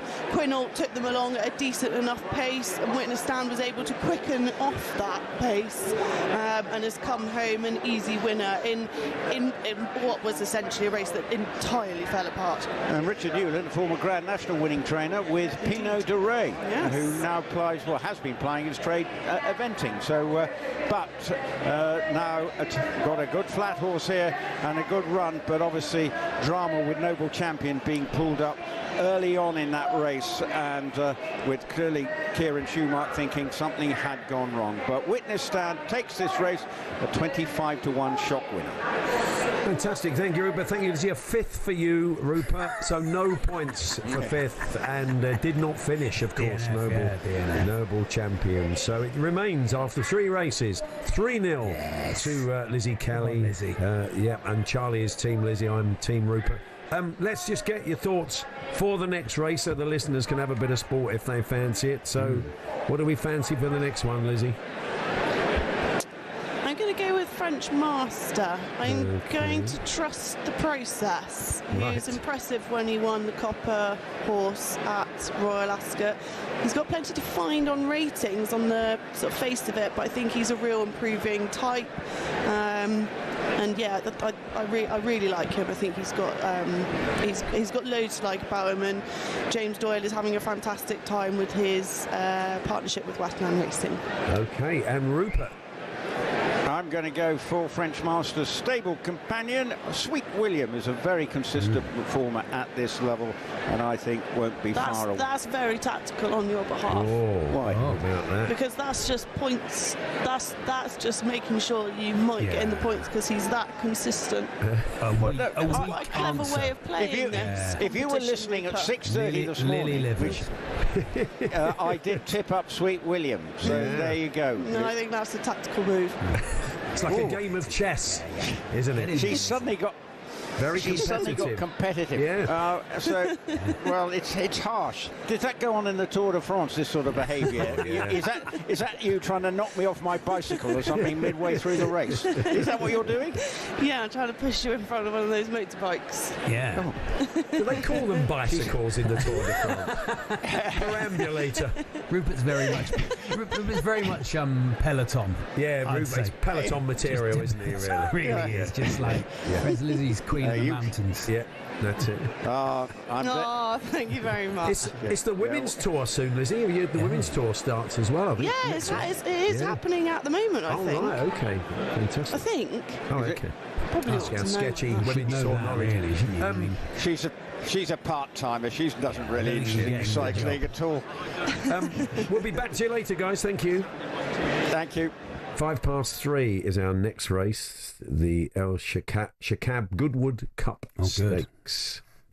Now, when we asked everybody about their second favourite sport amongst the listeners, competitive litter picking or Spagomi did not feature. Didn't come surprisingly, but it's an interesting sport. It's Japanese inspired, and it's kind of sportifying litter picking. We know, of course, from their work around the men and women's Japanese teams who clear up the dressing rooms. We've seen the football teams do this. Very tidy people, and say they've turned it into a sport. Yeah, and we're going to be soon discussing it. Good rules. I like the rules. The UK's reigning champion of the sport, because although the Japanese invented it, they are not the reigning champions. Are they not? No, they're not there, Paul. No, that is Team GB, and there were tryouts the other day for the competitors needed for the next World Cup. It does sound like you sort of do something you play before, try and get your kids to go to bed. right, tidy up your room. It's a sport. Yeah. Well, 2 points for a sock. Look, we've just been saluting the Lionesses. Exactly, it's only right when a British team heads over to Japan and beats them in their own backyard. We celebrate that as well. Sarah Parry is the UK's reigning champion of Spagomi. Good afternoon, Sarah. Hello, Sarah. Hi, thanks for having me on. Oh, you're welcome. Thanks for mocking Spagomi as well. We weren't mocking. We were marking it. We're not mocking it at all. We're into it, Sarah. It's got all the prerequisites of sport. It's competitive. Yes. It's athletic, isn't it? Because you've got to do it quickly and you've got to do it effectively, and it's environmentally sound. It's very good. It's very good. Highest point scoring for a cigarette butt, I understand. Is that right? That's right. I think so. Is that right, Sarah? Not quite. I guess the highest point is the heaviest item. So it's scored on points per kilogram system. So while cigarette butts might be worth more points per kilogram, you have to collect an awful lot of them to get your money's worth out of them. Okay. How many nations, how many countries have you played this in? And does the litter vary? I'll tell you, Japanese litter is probably quite different from Hackney Marsh's litter. I guess the litter in Japan was a lot more hidden than the litter in Hackney Marshes. It's a bit more obvious in North London than it is in the streets of Tokyo. But we actually managed to still collect over 57 kilos of litter in an hour and a half in Tokyo city centre. So it is still there to be found. You just have to be a bit more strategic about where you find it. How did you find out you were good at this, Sarah? That's a question I also get asked a lot after people making fun of it. It is a very unusual sport. And I'm asking a question I'm interested Charlie's quite a facetious person. I wouldn't take it personally. These are genuinely questions I'm genuinely interested in. He makes fun of football, so I wouldn't worry too much about it. No, I'm only joking. I'm Scottish, so I can handle it. But no, it is a very unusual sport. I guess I found out I was good at it just by chance. So originally my brother was the family favourite at Spagomi when he won the Brazilian Championship back in 2023. And then he ended up telling me about it, and I ended up winning the UK Championship and then went on to beat my brother to become the world champion. Wow, what about that? He got you into the game and then you beat him at his own game. That's the movie I want to see. Sensational. So you were recruiting, you were trying to put the team together was this for the next World Cup the other day?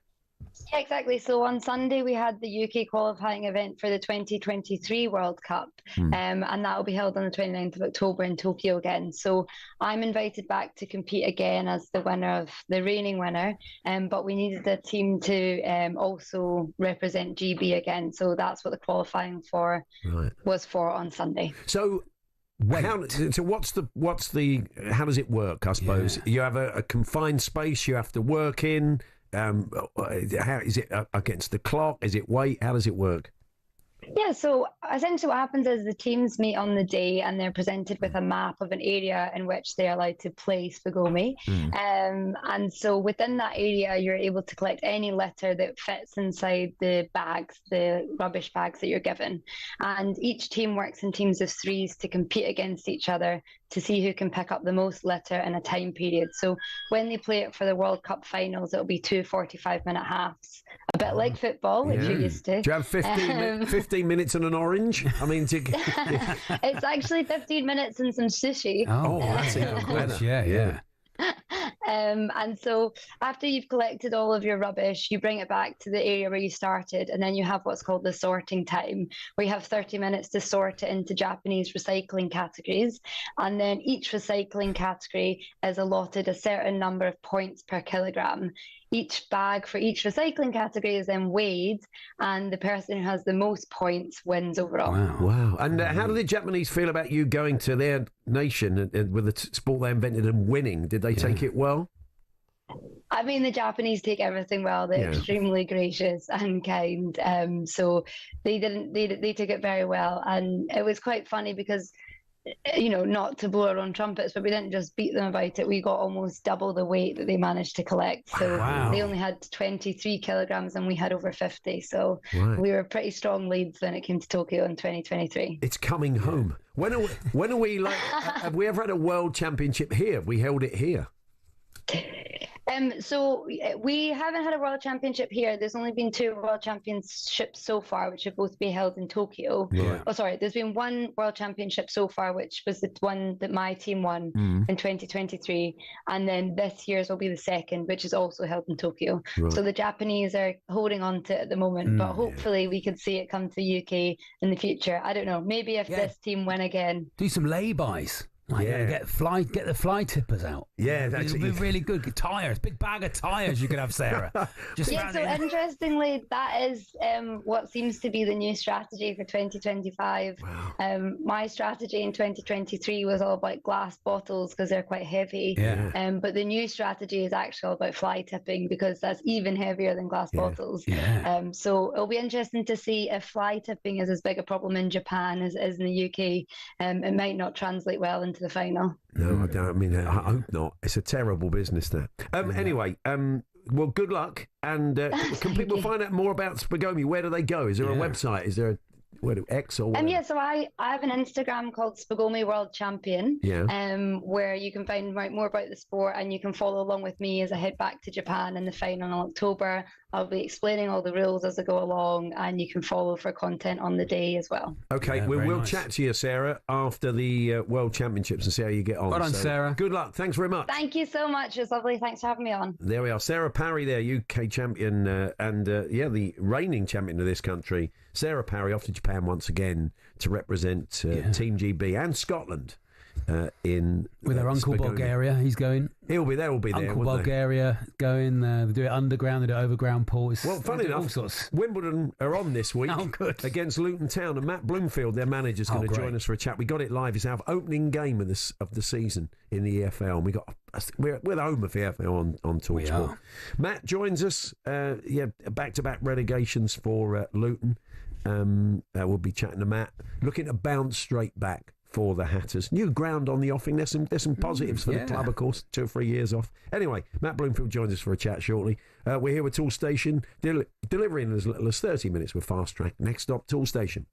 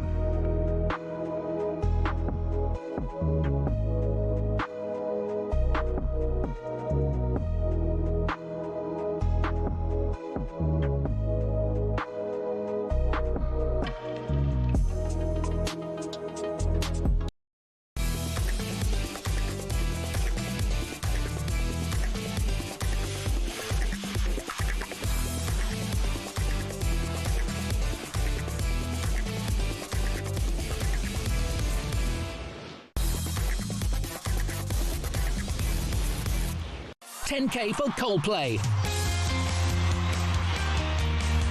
See what I mean? Coldplay are back at Wembley this summer, and we've got a huge VIP prize up for grabs for one lucky listener. We're giving you the chance to win 6 tickets in a private box for you and your mates on August the 22nd with full hospitality. Plus, we're chucking in 10 grand spending money completely tax-free. Here's how to enter. Yeah, for a chance to win, text the word WIN to 83338 by the 4th of August at 11 p.m. and you are in the draw.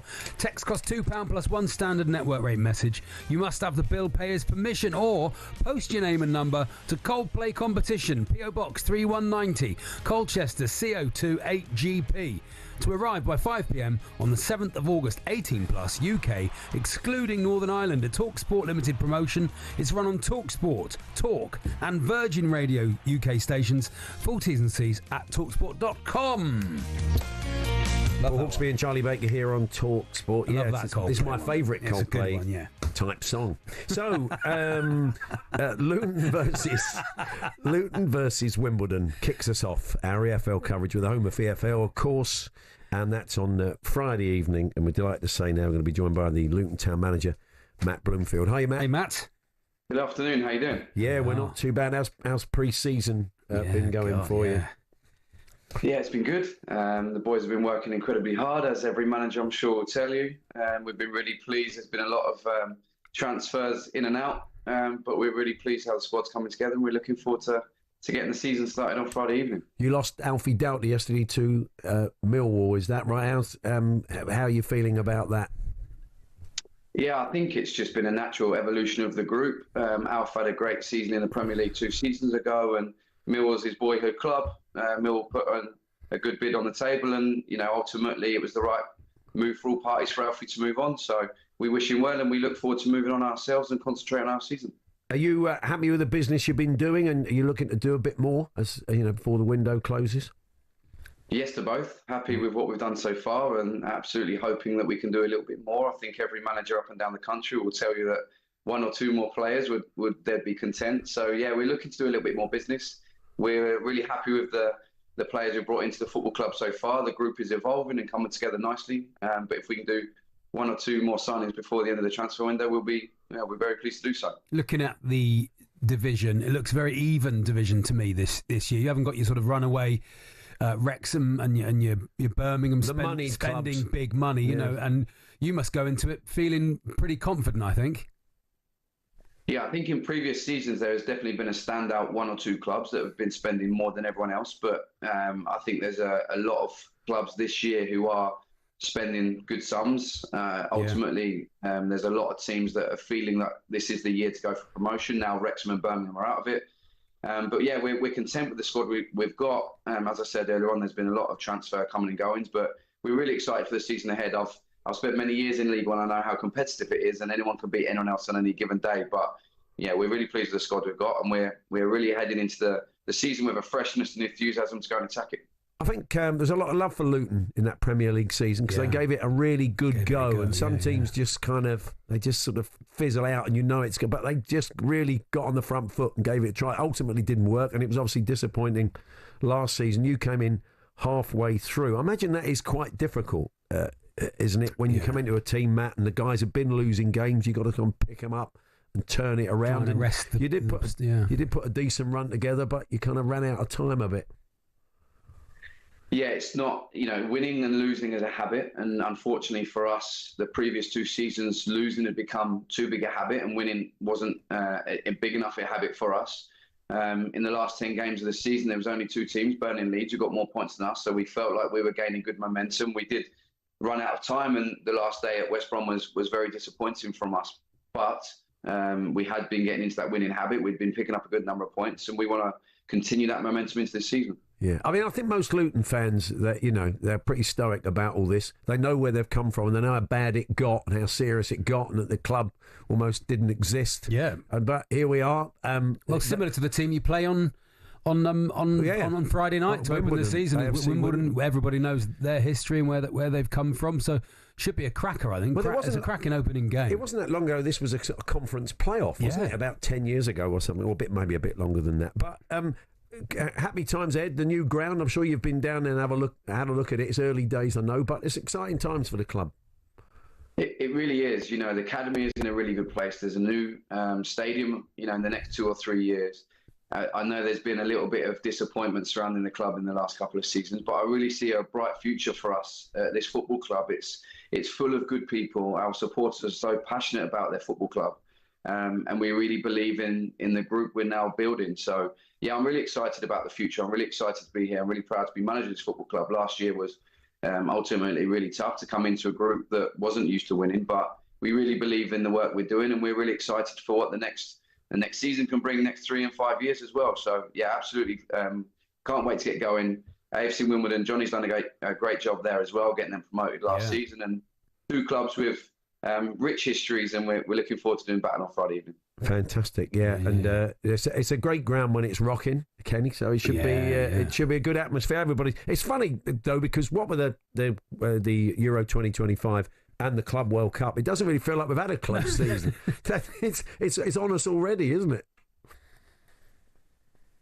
Yeah, I don't think there is a close season for managers. The phone never stops ringing over the summer. The games stop, but the work never does. And like you say, with the Euros and with the World Club Cup, it doesn't feel like it stopped. But we feel refreshed. We feel ready to go. And there's nothing like the opening day of the EFL season, is there? The excitement's there for everybody. And yeah, I'm so happy to be a part of that again. You can never take it for granted. You know, I've been involved in professional football for 25 years now, since I left school, and you can never take it for granted. So, yeah, really excited to get going. Yeah, Friday night under the lights. Yeah. To kick your season off. Fantastic. It'll be great. Well, we look forward to bringing it to the listeners, and all the best for the season. Matt, thanks very much. Thanks, Matt. Been a pleasure. Matt Bloomfield there, the manager of Luton Town. They take on AFC Wimbledon on Friday night, live and exclusive on talkSPORT 2. Then on Saturday we got Cardiff v Posh. We had Darren Ferguson on with Addy and Simon a little bit earlier on. Game day live with Adrian Mickey Gray and Sean Derry. All the goals they're going from the EFL, 1:30 on nice Saturday. For Adrian to go to a football match again. Actually, that'd be nice. I really think he's missing it. Bradford Wickham we got for you 3 o'clock on talkSPORT 2. And on Sunday, Stockport County versus Bolton Wanderers, 2 great old names from the world of enjoy it, Paul. Football. You know, but I always say none of it counts till the clocks go back. That's what you say. Yeah, that's it. That's when the business starts. It's all fun and games till the clocks go back. Once again, talkSPORT and talkSPORT 2 are your home of the EFL. We look forward to bringing you that and the Premier League and into the World Cup and lots of live football throughout the season. A Spagomi text here, Paul, from Darren in Hale in Cornwall, nice bit of the world. Yeah. What happens to all the rubbish at the end of the day? Is it like fishing, catch and release? No, I wouldn't think so. That would be just release it, just tip it back out on the street, blow around the city centre. No, it has an environmental impact. It's a good thing. Yeah, I'd like to think so. Maybe we should have checked. I can't see. Sarah didn't strike me as the sort of person who says, we just empty the bins outside Mackie D's. Whitby Town have got a new shirt. Oh, yeah. I did a little pilgrimage to their ground when I was there about 18 months ago. Went and had a look at the ground. But they have a Dracula-themed shirt. If you're not aware of the sort of connection between Dracula and Whitby, you will find out, and possibly be after the shirt. They're quite coveted, these shirts. More racing for you. We got the Goodwood Cup Stakes coming up very shortly after Tom Clayton with the sports headlines.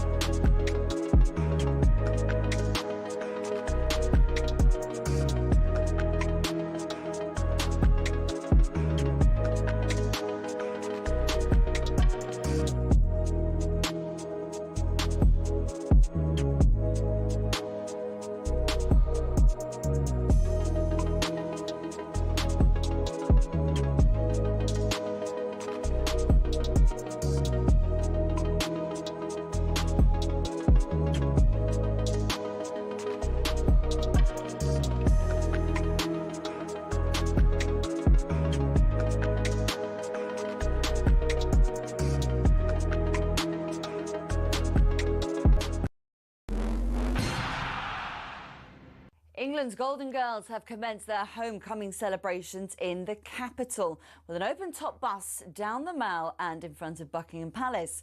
Up to 50,000 fans have turned up to cheer the Queens of Europe, with even some of them rocking up after midnight to secure a good spot.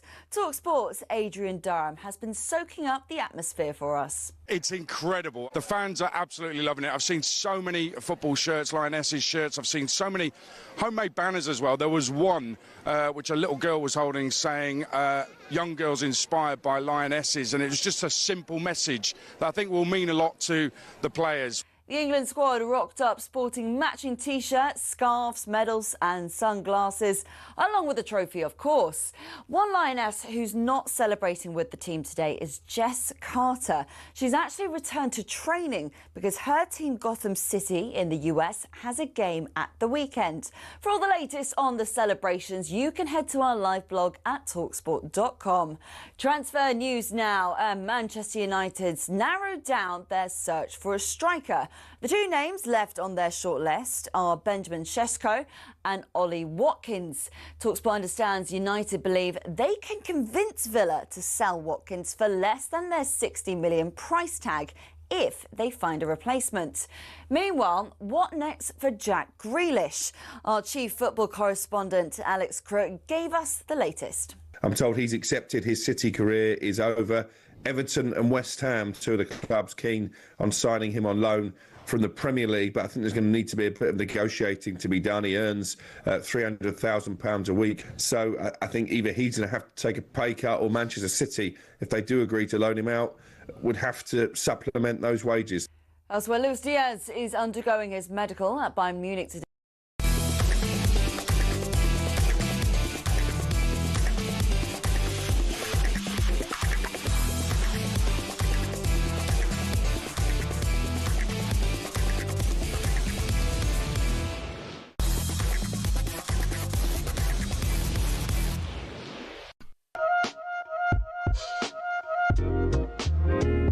Good afternoon, Paul Hawksbee and Charlie Baker here on talkSPORT. We're going to have a chat with George Groves from the world of boxing a little bit later on. Nice. He's also at the Target Sports Fishing Day. Ian Stone, comedian and Arsenal fan, joins us. He'll be a bit chipper. They've made some good signings. We got a North London derby on Thursday. And we'll be chatting to him. And Ben Jacobs on all the latest transfer stories of the day. Plus Whitby's new Dracula-themed shirt. Yeah, very nice. Before that, though, we're going to cross back to Rupert Bell and Lizzie Kelly at Glorious Goodwood. Our next race is almost upon us. But I do believe, Rupert, you have someone with you. Yes, I do. Louis Stewart, who's a regular voice on our racing live coverage on talkSPORT too, but he's come into our very cosy commentary position with Lizzie next to me, and then Louis, welcome, because you know these horses quite well, or one in particular, Dubai Future, because in your spare time you ride this horse in Dubai during the winter. I do. Well, they say two's company and three's a crowd, men, so it's quite snug up here, but it's nice and I feel very warm and cosy. I'm not in the middle, by the way. You're right, exactly. Well, more to the point, Dubai Future, you know this horse well. Third in the Gold Cup, but he's a 28-1 chance. That feels like a generous price here. Yeah, very generous. I think Dubai Future's a horse that's really come of age, and he's developed into this stayer that I think what happens as horses get older, they can, not necessarily lose their enthusiasm, but they can lose a touch of speed. And Dubai Future's a horse that, has won over 10 furlongs, 12 furlongs. He's a Royal Ascot winner, won the Bahrain Trophy, and he has that turn of foot that most stayers don't have. So the key for Christophe Soumillon will be here today just to get him to switch off and ride his race from pretty much behind, but that's not necessarily to say that's not the wrong instructions. There's a few horses here untried over this trip, and I think it could fall into his lap if they go hard up front. But it is obviously Illinois is the hot favourite here. Chaps, I'm still sticking with Sweet William. Lizzie, who are you going for still? French Master. I thought he was impressive last time when he won at Royal Ascot. He's going up through the grades. This is his first go out of handicap company, and obviously Deep Water being a Group 1, but I think that he's certainly a horse who's improving, and I'm willing to stick with him and trust the process. Well, it is actually miserable now. It's raining. Miserable Goodwood. Oh dear. Hasn't quite got the Miserable, no. Welcome to miserable Goodwood. I don't think the marketing department will be jumping on that. No, that's not. But I am chaired by some Ridgeview wine, so all's well. The wine tip. Neil's been up. Is he the wine tipster? Welcome to miserable Goodwood. Drink through it. That's Rupert's answer to most things in life, really. Although poor old Lizzie, she is quite heavily with child, so you're not drinking, Lizzie, are you? No, but I have been brought several cups of tea. Nice, which is always good. We've got an army of producers here. I've never felt so special in my life. There's two producers. We've got another bloke in the studio, Louis and Lizzie. We are being pampered. That's I don't know why we deserve it. But what I have discovered is basically Lizzie's pregnancy is fueled by tomatoes. Oh, is it really? What, she went on a weekend to Italy? Yeah. So tomatoes and the 9 months ago she was in Italy. Anyway, that's right, yeah. Shut up, boys. We're racing now. Sorry about anyway. Slowly into the straight as they've got 2 miles with French Master, who were dawdled at the start, but Truchan and Enaloy are the ones who are taking them through the early stages up front. Also up there is the 3-year-old Scandinavia, who's receiving, has got a stone in hand of the rivals because of the weight for age allowance. But Illinois, the Aidan O'Brien runner, is out in front of Ryan Moore, who will obviously try and dictate affairs. He's got his stablemate in second, Scandinavia. Then Bobby Long, nicely enough, is Sunway. On the inside of that one is Truchan. A little gap back to Sweet William. Wide of that one is Military Academy. Then it is Dubai Future, and the backmaster, now getting back to the group of horses, is French Master. But it's a steady pace being set as they will make a right-hand turn uphill, furthest point away from the grandstand here, and Illinois and Ryan Moore have it half a length from Truchan. Then Sunway. Scandinavia's dropped back to 4th spot. Couple of lengths back then to Military Academy, with on the outside Sweet William. Then the back two are Dubai Future and French Master. What do you make of it so far, with French Master dawdling into the action, but still plenty of time to make up ground? Absolutely, got loads of time here, no need to rush. Scandinavia has eventually dropped the bridle, looks to be actually relaxing a little bit now. Sunway in a nice position. Truchan wanting to make sure it's a proper test of stamina. Yeah, Truchan does like cutting the ground. The ground is officially good, presumably one of the reasons why they are still content to run, but it's Illinois who is leading by up for length from Holiday, already with a winner this afternoon on Truchan. He regularly rides this horse. Then a gap back to Sunway and Oisin Murphy. On the outside of that one is the Derby winning jockey Wayne Lorden on Scandinavia. Little gap back again to Military Academy, who's got stable companion Sweet William for company, and a couple of lengths back to Dubai Future, and French Master still the backmaster. Now they're going to hit some rising ground here with about 7 furlongs to go, and Illinois and Ryan Moore just trying to up the ante a little bit, Lizzie. Yeah, wanting to make sure it's not going to turn into a sprint. Scandinavia still very much in Truchan's slipstream. Sunway making a little bit of a move. Truchan seems to be being pulled up by Holly Doyle. Okay, and this got caught up in that with Scandinavia, but Aidan O'Brien and also has the front two now, with Ryan Moore leading with a length up from Scandinavia, then Sunway, then a little gap back to Sweet William. So as they come now down the hill with about 4.5 furlongs to go, Illinois now still trying to make it a strong pace, has definitely injected pace up to 39 miles an hour now, with Scandinavia half a length down in second, then Sunway. Sweet William is in a good position, if good enough. Wide on the outside, French Masters starting to get into the action, and also Dubai Future is now trying to get into it as well, and on the far side Sunway. So still all in with chances, but Illinois gamely out in front. Scandinavia, French Master coming up the near side with 3 furlongs to go. Still Illinois, Sunway with Ryan Moore moving over to the far rail. Scandinavia might just have the advantage. The 3-year-old is bravely out in front. Sweet William, French Master's race looks to be done, and Sweet William's picking up Illinois gamely with half a furlong to go. Just has the advantage. Scandinavia also battling, and the weight might tell. The weight is going to tell, because the 3-year-old Scandinavia has grabbed it from Illinois, who just couldn't keep going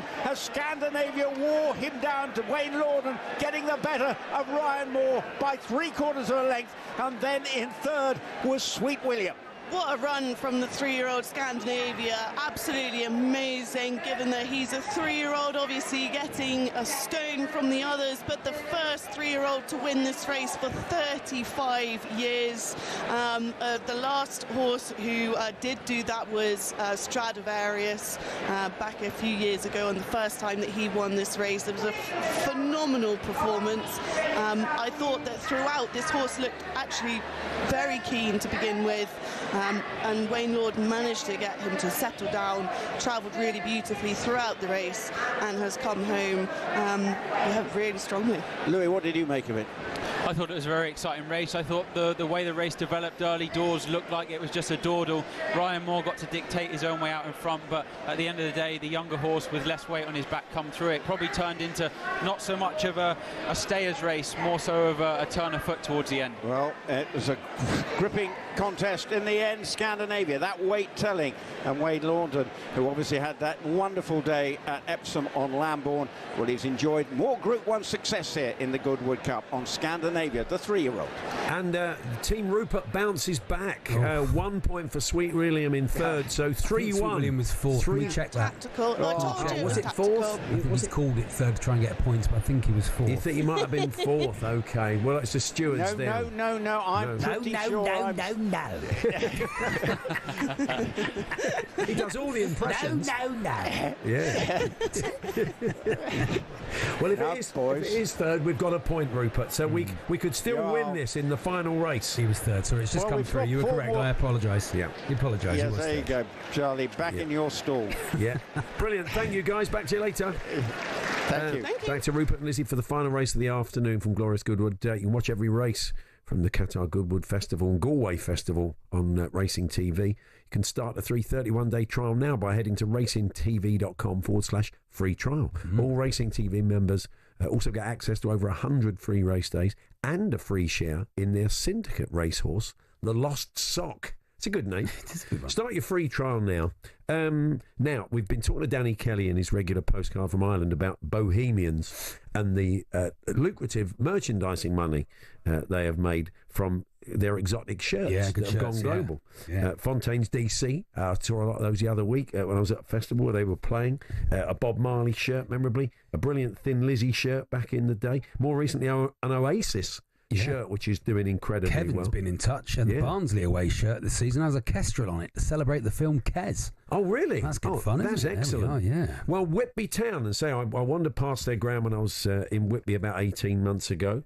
I've got a Dracula-themed shirt, and if you're not aware of the connections between Whitby and the incredible Bram Stoker book, you will be shortly. Paul Conley is from the board of Whitby Town. Hi, Paul. Hello, Paul. How we doing? Okay. Yeah, we're good. We're good. So yeah, I mean, a kind of brief history. Bram Stoker spent some time the author of Dracula, spent some time in Whitby and was inspired by the kind of the Abbey, the whole vibe of the place up near the Abbey and the graveyard. Jet. And there was a shipwreck off of Whitby that inspired him, and the place pops up in the book. So why not celebrate all that, including a beautiful image of the Abbey on the shirt, on the new away shirt? Is this the first time you've kind of embraced the Dracula thing, Paul? Yeah, we've been sort of looking to do something a little bit different with our shirts, starting this season when we onboarded Hummel. So we've kind of kept everything traditional in the past. It's always been sort of a blue home shirt, a white away shirt since pretty much the middle of the 1950s, I think. We've occasionally changed to sort of orange for a third shirt, and we had yellow in the Cup against Bristol Rovers a couple of years ago. But this is our first foray into doing something that's really out there and really different, you know. And with it being sort of 135 years since Bram Stoker came to Whitby and had that sort of inspiration for Dracula and the book and everything around that, we thought absolutely the perfect time to do something really different. And the result has been a very stunning, if I do say so myself, in purple Whitby Abbey shirt. It's a great job. Yeah, celebrates Whitby and celebrates Bram Stoker and that fantastic work of art, essentially. I don't know how many of these you've produced, but I imagine you'll be doing a second run, because we know these, I mean, they go global, these sorts of shirts. Once it gets out there, I'm sure there's a whole market of Dracula fans over in the States who want to be snapping these up. So I would imagine, look, look, it's a great marketing ploy. We mentioned Bohemians earlier on. They've done incredibly well from it. So I think it's a good idea from the club's point of view. It can get a few quid into the club. Yeah, definitely. The pre-sales at the moment are going absolutely crazy. Brilliant. It's one of those that we sort of put the first pre-order in, and I'm starting to look at it now and think, actually, we're probably going to need a few more. Yeah. So people are really getting behind it, and I think as well because it's so different. I think a lot of our fans have really embraced it. We obviously do have the traditionalists who do like the sort of the blue home, white away, which I'll say to them, there's more coming from these Whitby Town and well, when you sign Jack Grealish off the proceeds, they won't be moaning, will they? Then it's the big cloak on the back of it. I think exciting. The cloak on the back of it will be very exciting. Does it dissolve when you turn the floodlights on? Yeah. Honestly, I'm hearing these jokes non-stop at the moment. Can only play night games. Yeah. Of course, once the sun comes up, it's absolute all nightmare, the players turn to dust. Free steak with every shirt. And everything. Terrible with crosses. Yeah, that's the one. That is absolutely. I think I've just looked at your home shirt, which is very Sampdoria-like, which I also think is a very nice shirt. I take Hummel do good shirts. Yeah, look at this, Charlie. It's very Samp. Yeah, that's very nice, isn't it? Yeah, with the kind of sash, the sash across it. So is that one doing all right for you as well? Yeah, both the shirts that we've released so far have done really well on the pre-orders.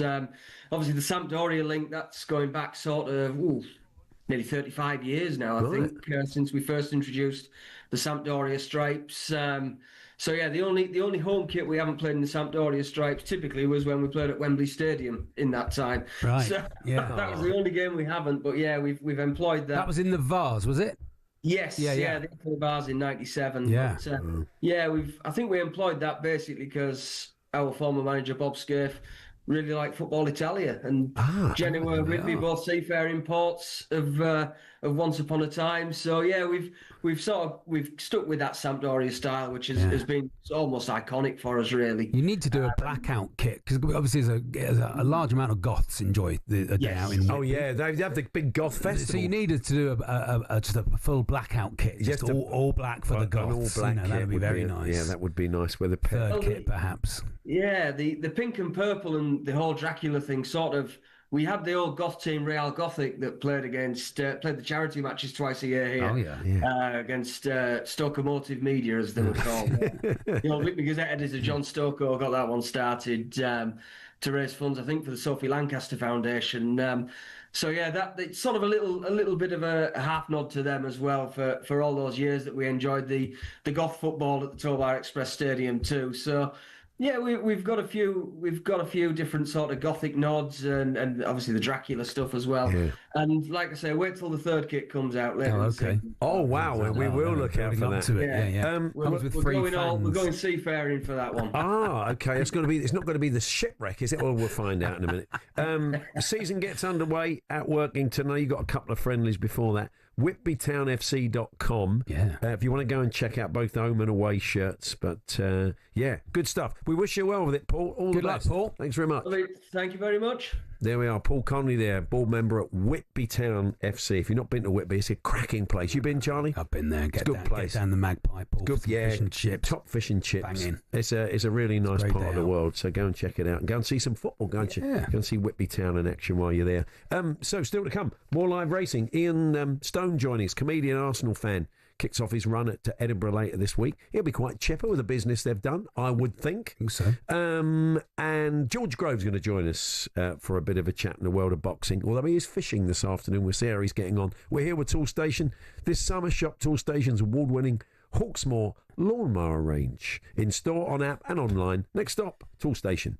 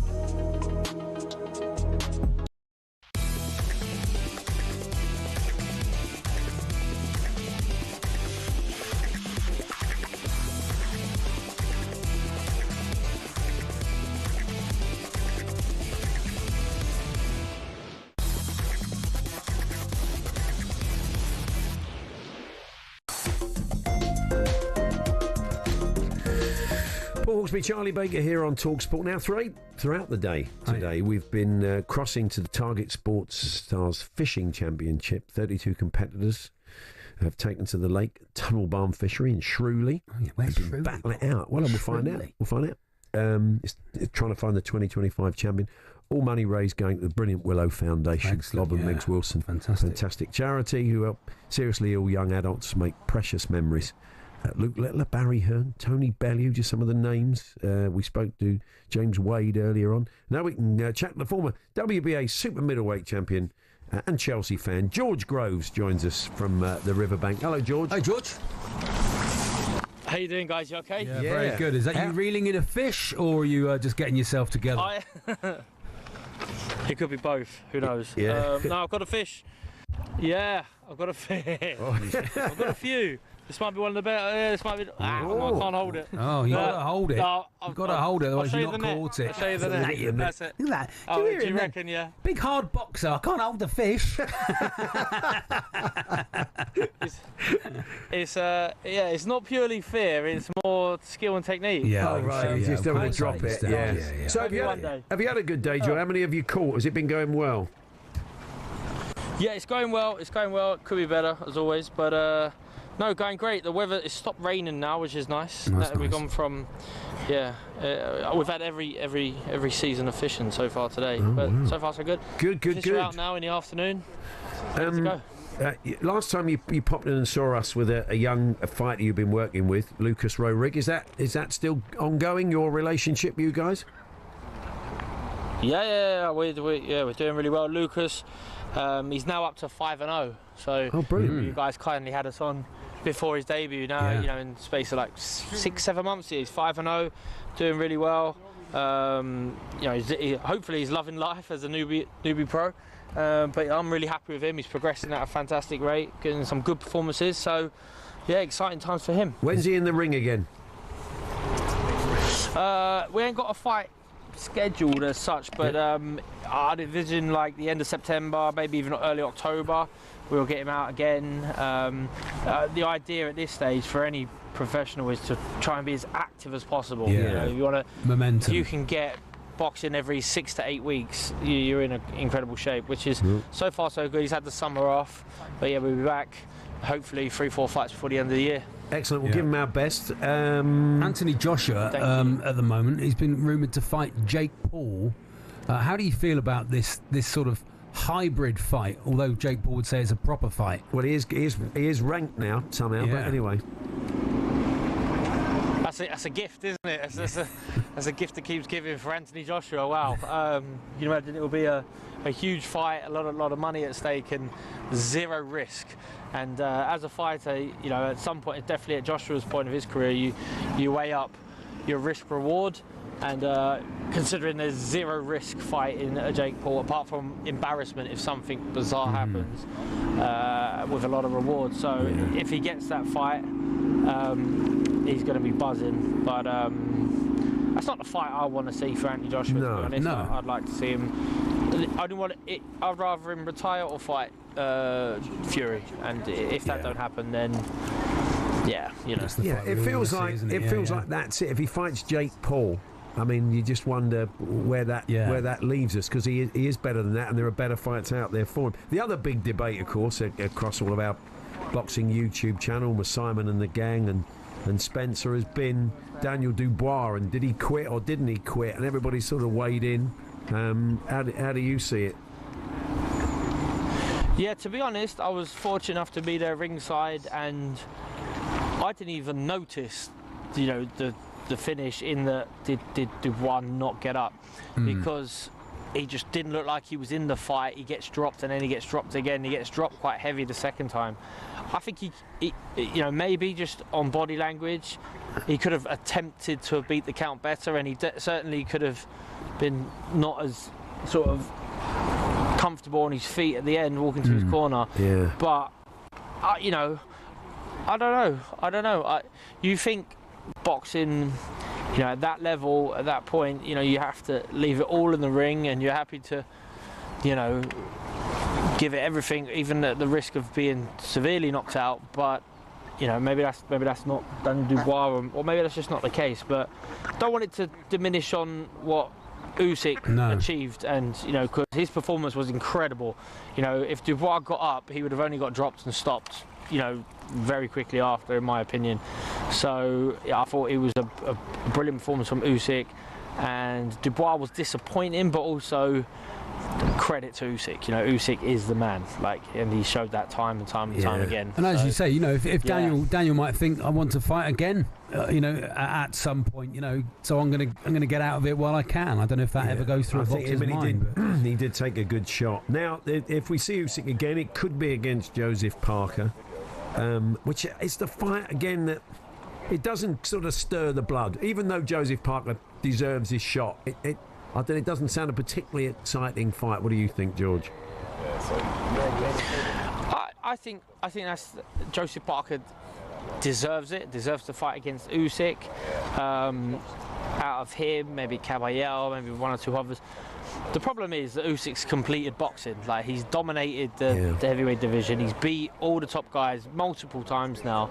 So there's no fights out there where you're like, oh, yeah, I'm really excited about this. Then it's almost like the only option for me would be Moses Atalma.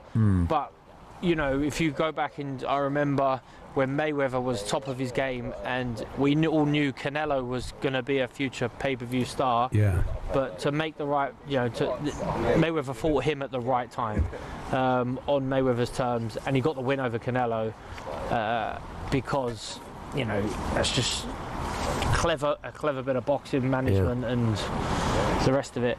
So Moses Atalma is the future of the heavyweight division. I don't think he needs to fight someone like Usyk next, but in the next 18 months maybe, if Usyk's still around, that's a fight that really excites me. But let's be honest, up until then, Usyk's in a league of his own. So whoever he fights, it's you're just looking for a massive upset. Absolutely. George, we'll let you crack on. Tight lines, and good to talk to you, and we'll see you soon. Nice one, chaps. Have a good day. Thank you. There we are. There's George Groves there on the riverbank at the Target Sports Stars. The angle we've got them at, it's like we have just stopped them on the bank. It's like when people... So when you walk along, you say, caught anything, mate? Caught anything? When people talk to you, it's like, clear off, I'm fishing. You don't. I'm on my own. It's a bit of quiet time for me. That's what you just do. You don't want. I don't want to have a chat about boxing, mate. I'm trying to catch a... Do you ever preempt it? If they come up and they stop, you go, no. I never say no, Paul. Yeah. I always go, yeah. A couple of big ones. Okay, thrown them back. Come in the net. No one can check, can they? No, they can't. I might have caught 20 fish. There is no way they can check. We were chatting yesterday about whether any of the Lionesses play golf, and the top agent looks after many of the players. Yeah.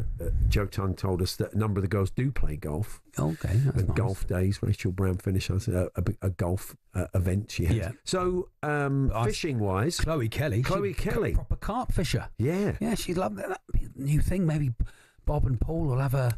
On the bank, that'd be great on Gone Fishing, wouldn't it, with Chloe Kelly? Both lads at different times do listen to the show, so if they are listening, Chloe Kelly, that's the booking, fellas, that you need. When she casts, though, she does like a little pony trot. She does, she runs up. She spins, you said she spins the lead backwards 3 times before she casts. Yeah. Well, we'll see. Yeah. Anyway, Ian Stone's going to join us for a chat, Arsenal fan and comedian. He's up at the Edinburgh Festival. We'll talk about the Goons. And we'll be back racing. We're in the Rupert Bell and Lizzie Kelly, Team Rupert, Team Lizzie. It's 3-1. She got 3 points for an absolute winner in the second race. Rupert just picked up 1 point in the last race for a third. So who's going to win? Who's going to win this afternoon? Team Rupert or Team Lizzie? We'll find out before 4.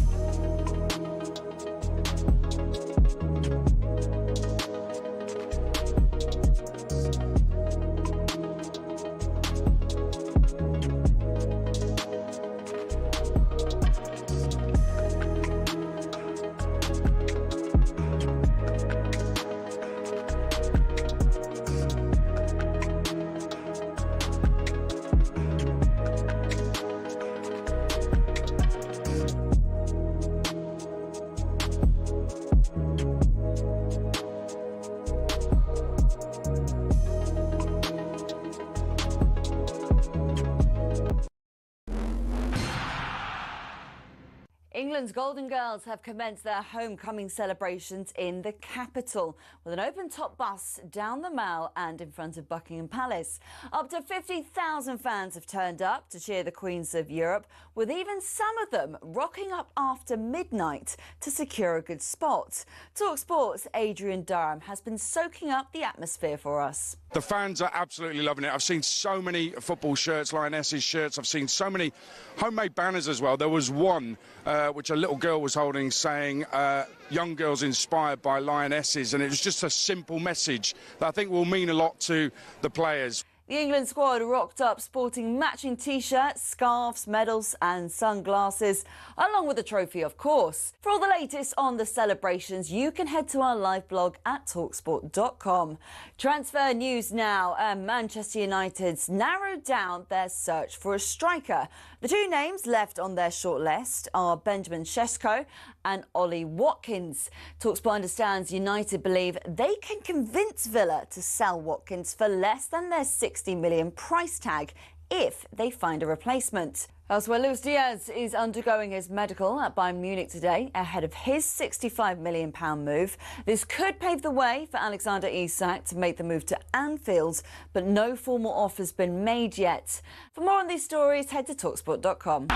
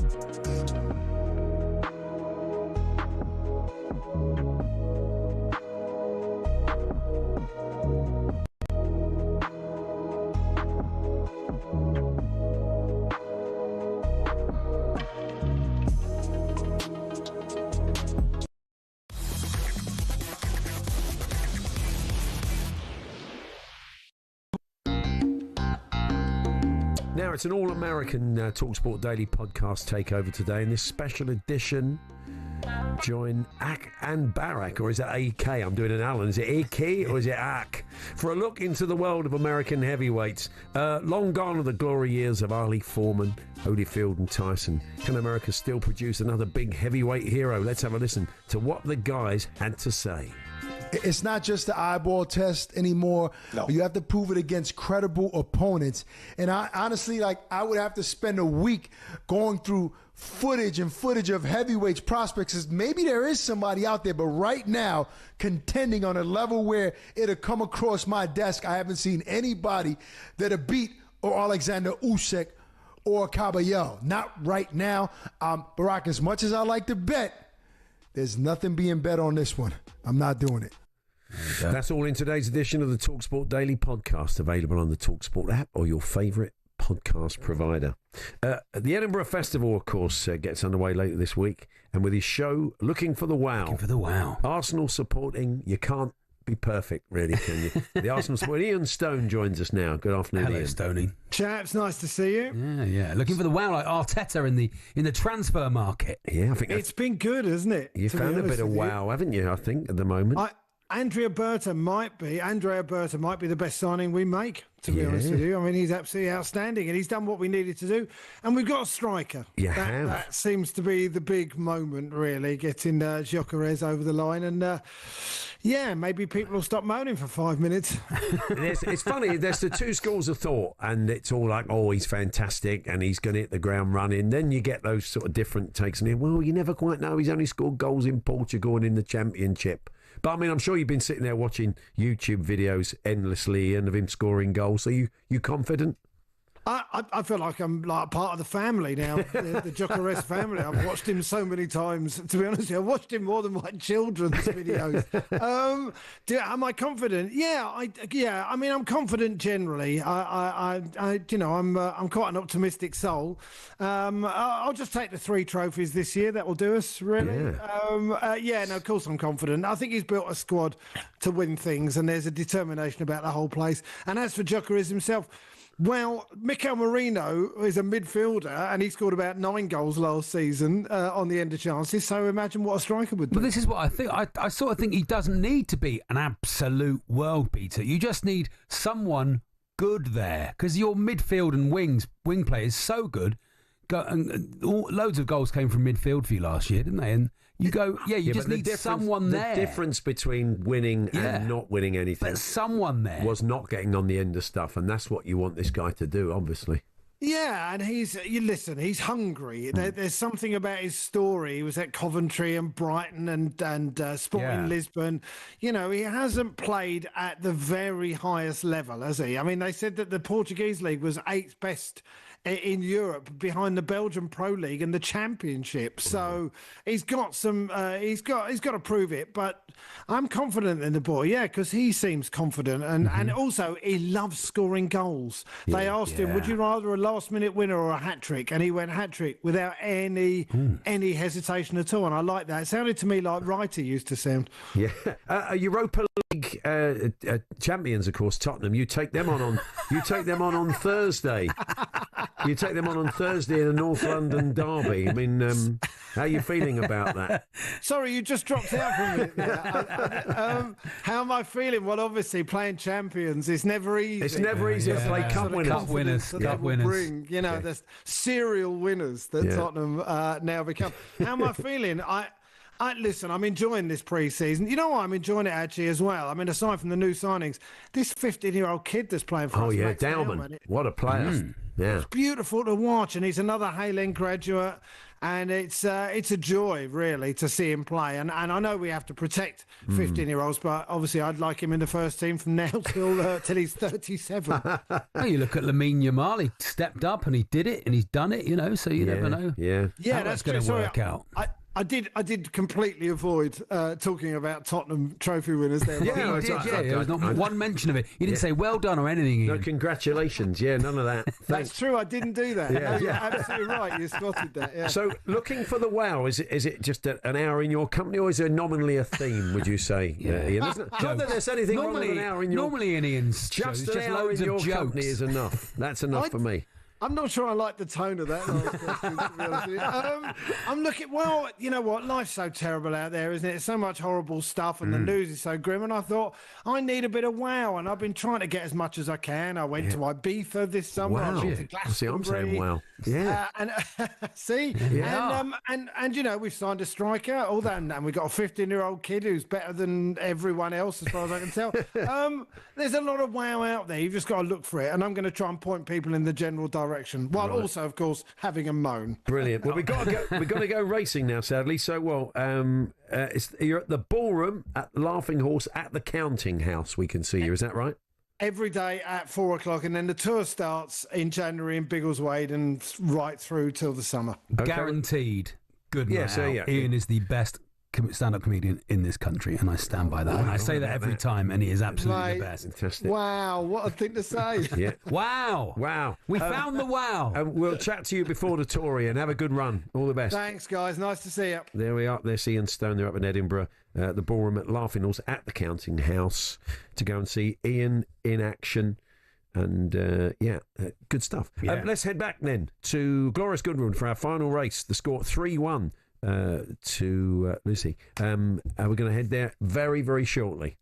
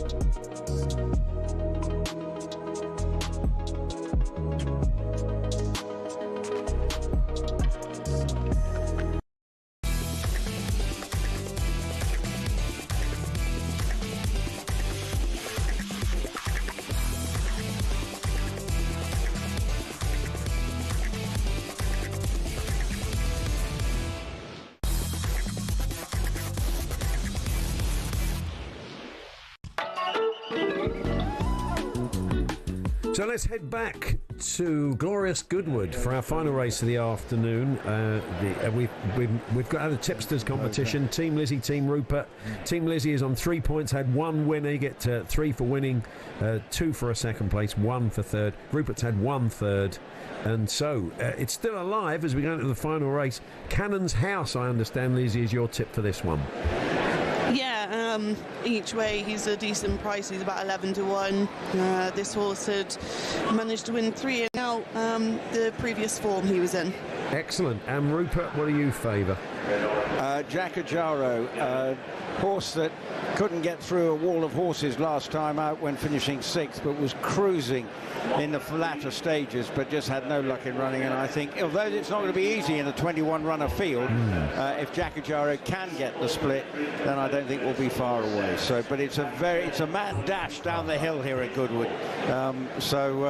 It won't take long. It'll take about a minute as they charge down the hill here on a now what is a misty and somewhat chilly afternoon. What's planned for the evening, Rupert? You know, you guys go off and you dine. What's the plan for this evening? We're off to the Ivy. Very nice. On X's. What about that? The Ivy on X's. Marvellous. Well, this is the last week for Lizzie before she goes away and before we'll see her again in March. So I feel I need to take her out for a decent dinner. That's nice. With tomato. With tomato. You're not really taking me out for dinner. talkSPORT is, but thank you anyway. Don't let the facts get in the way of a good story, okay? I'm trying to pretend I'm a gentleman. And failing, obviously. Yeah. Yes, well, Chichester, we're going to rock it in Chichester tonight. Tremendous. But there's not many more to go in here. Jackajaro is coming through. They're going to be spread across the track here. Faustus is going to be out on the far side, coming out on stall 2, is just about to go in. And the last one appears to be the Sean Levy, maybe a couple more. Sean Levy's Democracy Dilemma coming forward, and that's been given a heave-ho into the stalls is Jim Crowley's Mount Rosario. So I think they're set for this race. Could see them split into 2 groups here. Well, one's rearing up, is Democracy Dilemma is just rearing up, and so we have a bit of a problem. He's got his... Explain what's going on there. Doesn't look ideal for Democracy Dilemma. No. I think Sean Levy's trying to get off him and get out of the way, and then presumably they'll try and reverse him back out of the stall that he is in. It's reared up, doesn't he? Yes, well, they've now backed him out of the stall. That's stall 17. In fact, they won't go with Democracy Dilemma. Has been withdrawn at the start, so they're spread across the track. Into an early lead is Monosleeve coming down the stand. Sailed also right up there is a Brazen Bolt has got a strong position, and also on the far side I see that Faustus has got a good position as they now track over to the stand sides with 3 furlongs to go. It is Brazen Bolt, Monosleeve, also right up there. Paddy's Days in a good position, wide on the outside Faustus, and also wide on the outside Rocking Ends, the one grey in the race. Nimitz from Sweden is also going along well, but it's Brazen Bolt. Monosleeve has it. Ziggy's Missile trying to get into the mix as well, also starting to fly like Twilight Jet, trying to get into it as well. Faustus, but still out in front. Brazen Bolt coming up on this near side. Adrestia is starting to fly. Another one flying is Red Ostrich. Well, but Adrestia, also Brazen Bolt. Will Brazen Bolt hold on? It's going to be close as Adrestia flies at the finish. Whoa, whoa, whoa, whoa.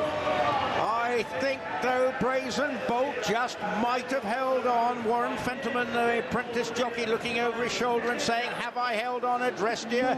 Oh, wow. Lizzie, over to you to call that one. I'm definitely not going to try and call that. I think that's very, very tight. Brazen Bolt there, carrying 8-3 when you take off Warren Fenterman's £5 claim.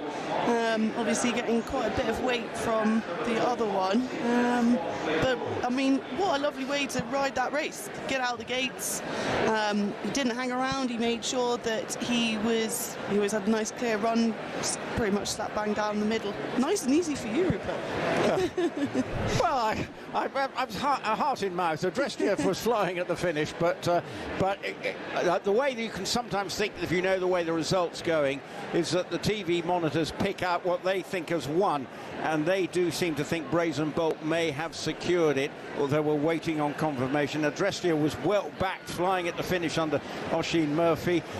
It looks, though, as if Cannon's House did beat my selection, but I don't think they're in the first three. So round one, I have to concede defeat. Lost again. A 3-1 defeat to you, Rupert, today. Team Lizzie are the victors. Yes. And the good thing is I don't have to buy a drink because she's not drinking. No, that's true. Some pudding. Get some pudding. Well, we'll do it all again tomorrow. We'll have 5 more races, and we'll have the Team Lizzie, Team Rupert head-to-head. Let's see if Rupert can bounce back tomorrow.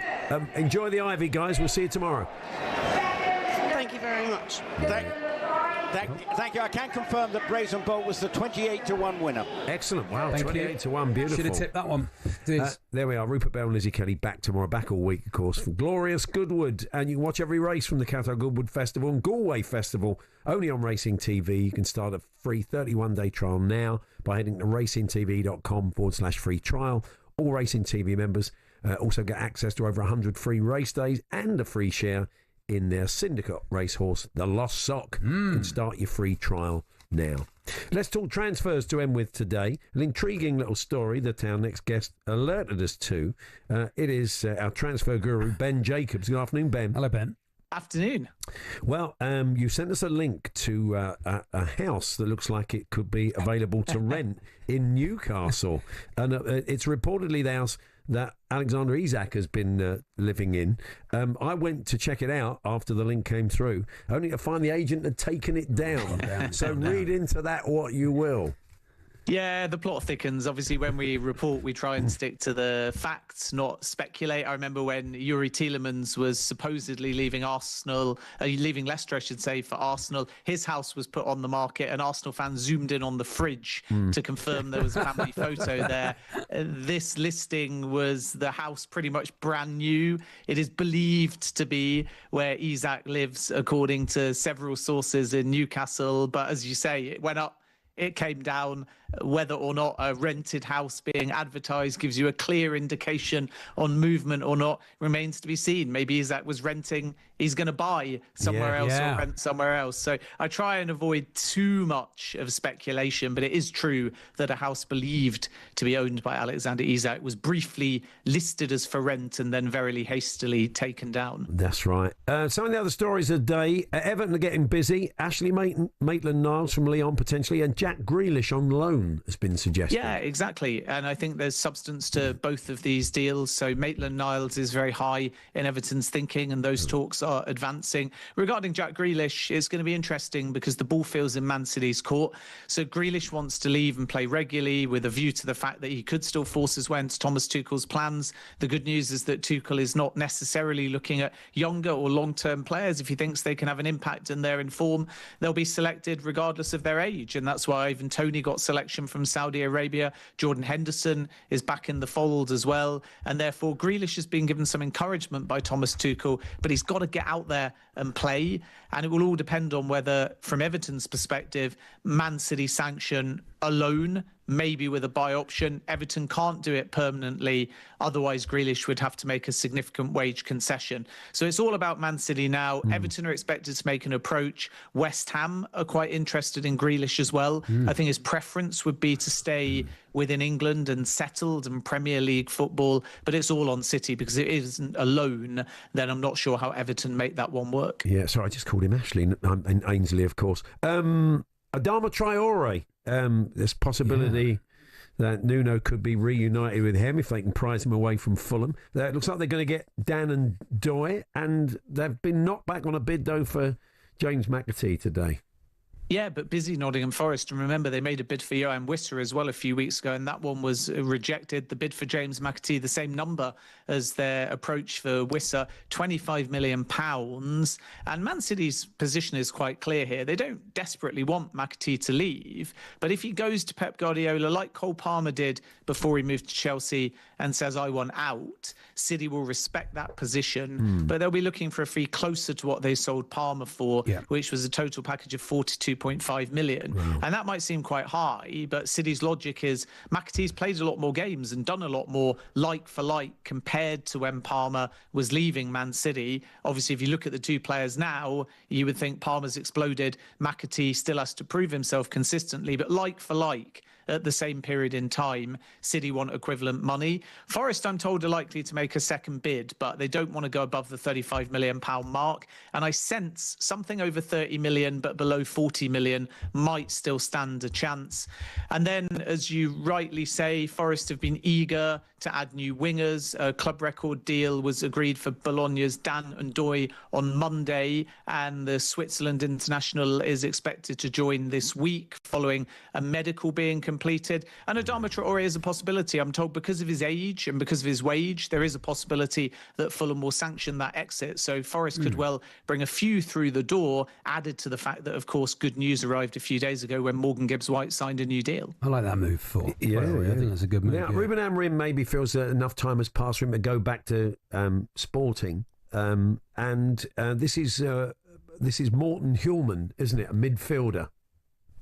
They're interested. Yeah, and I think it could materialise, although Manchester United have always been a little bit wary about the price, which could be in excess of £30 million or 40 million euros. Suggestions that they've already made a bid, at least formally speaking, are wide of the mark, I'm told.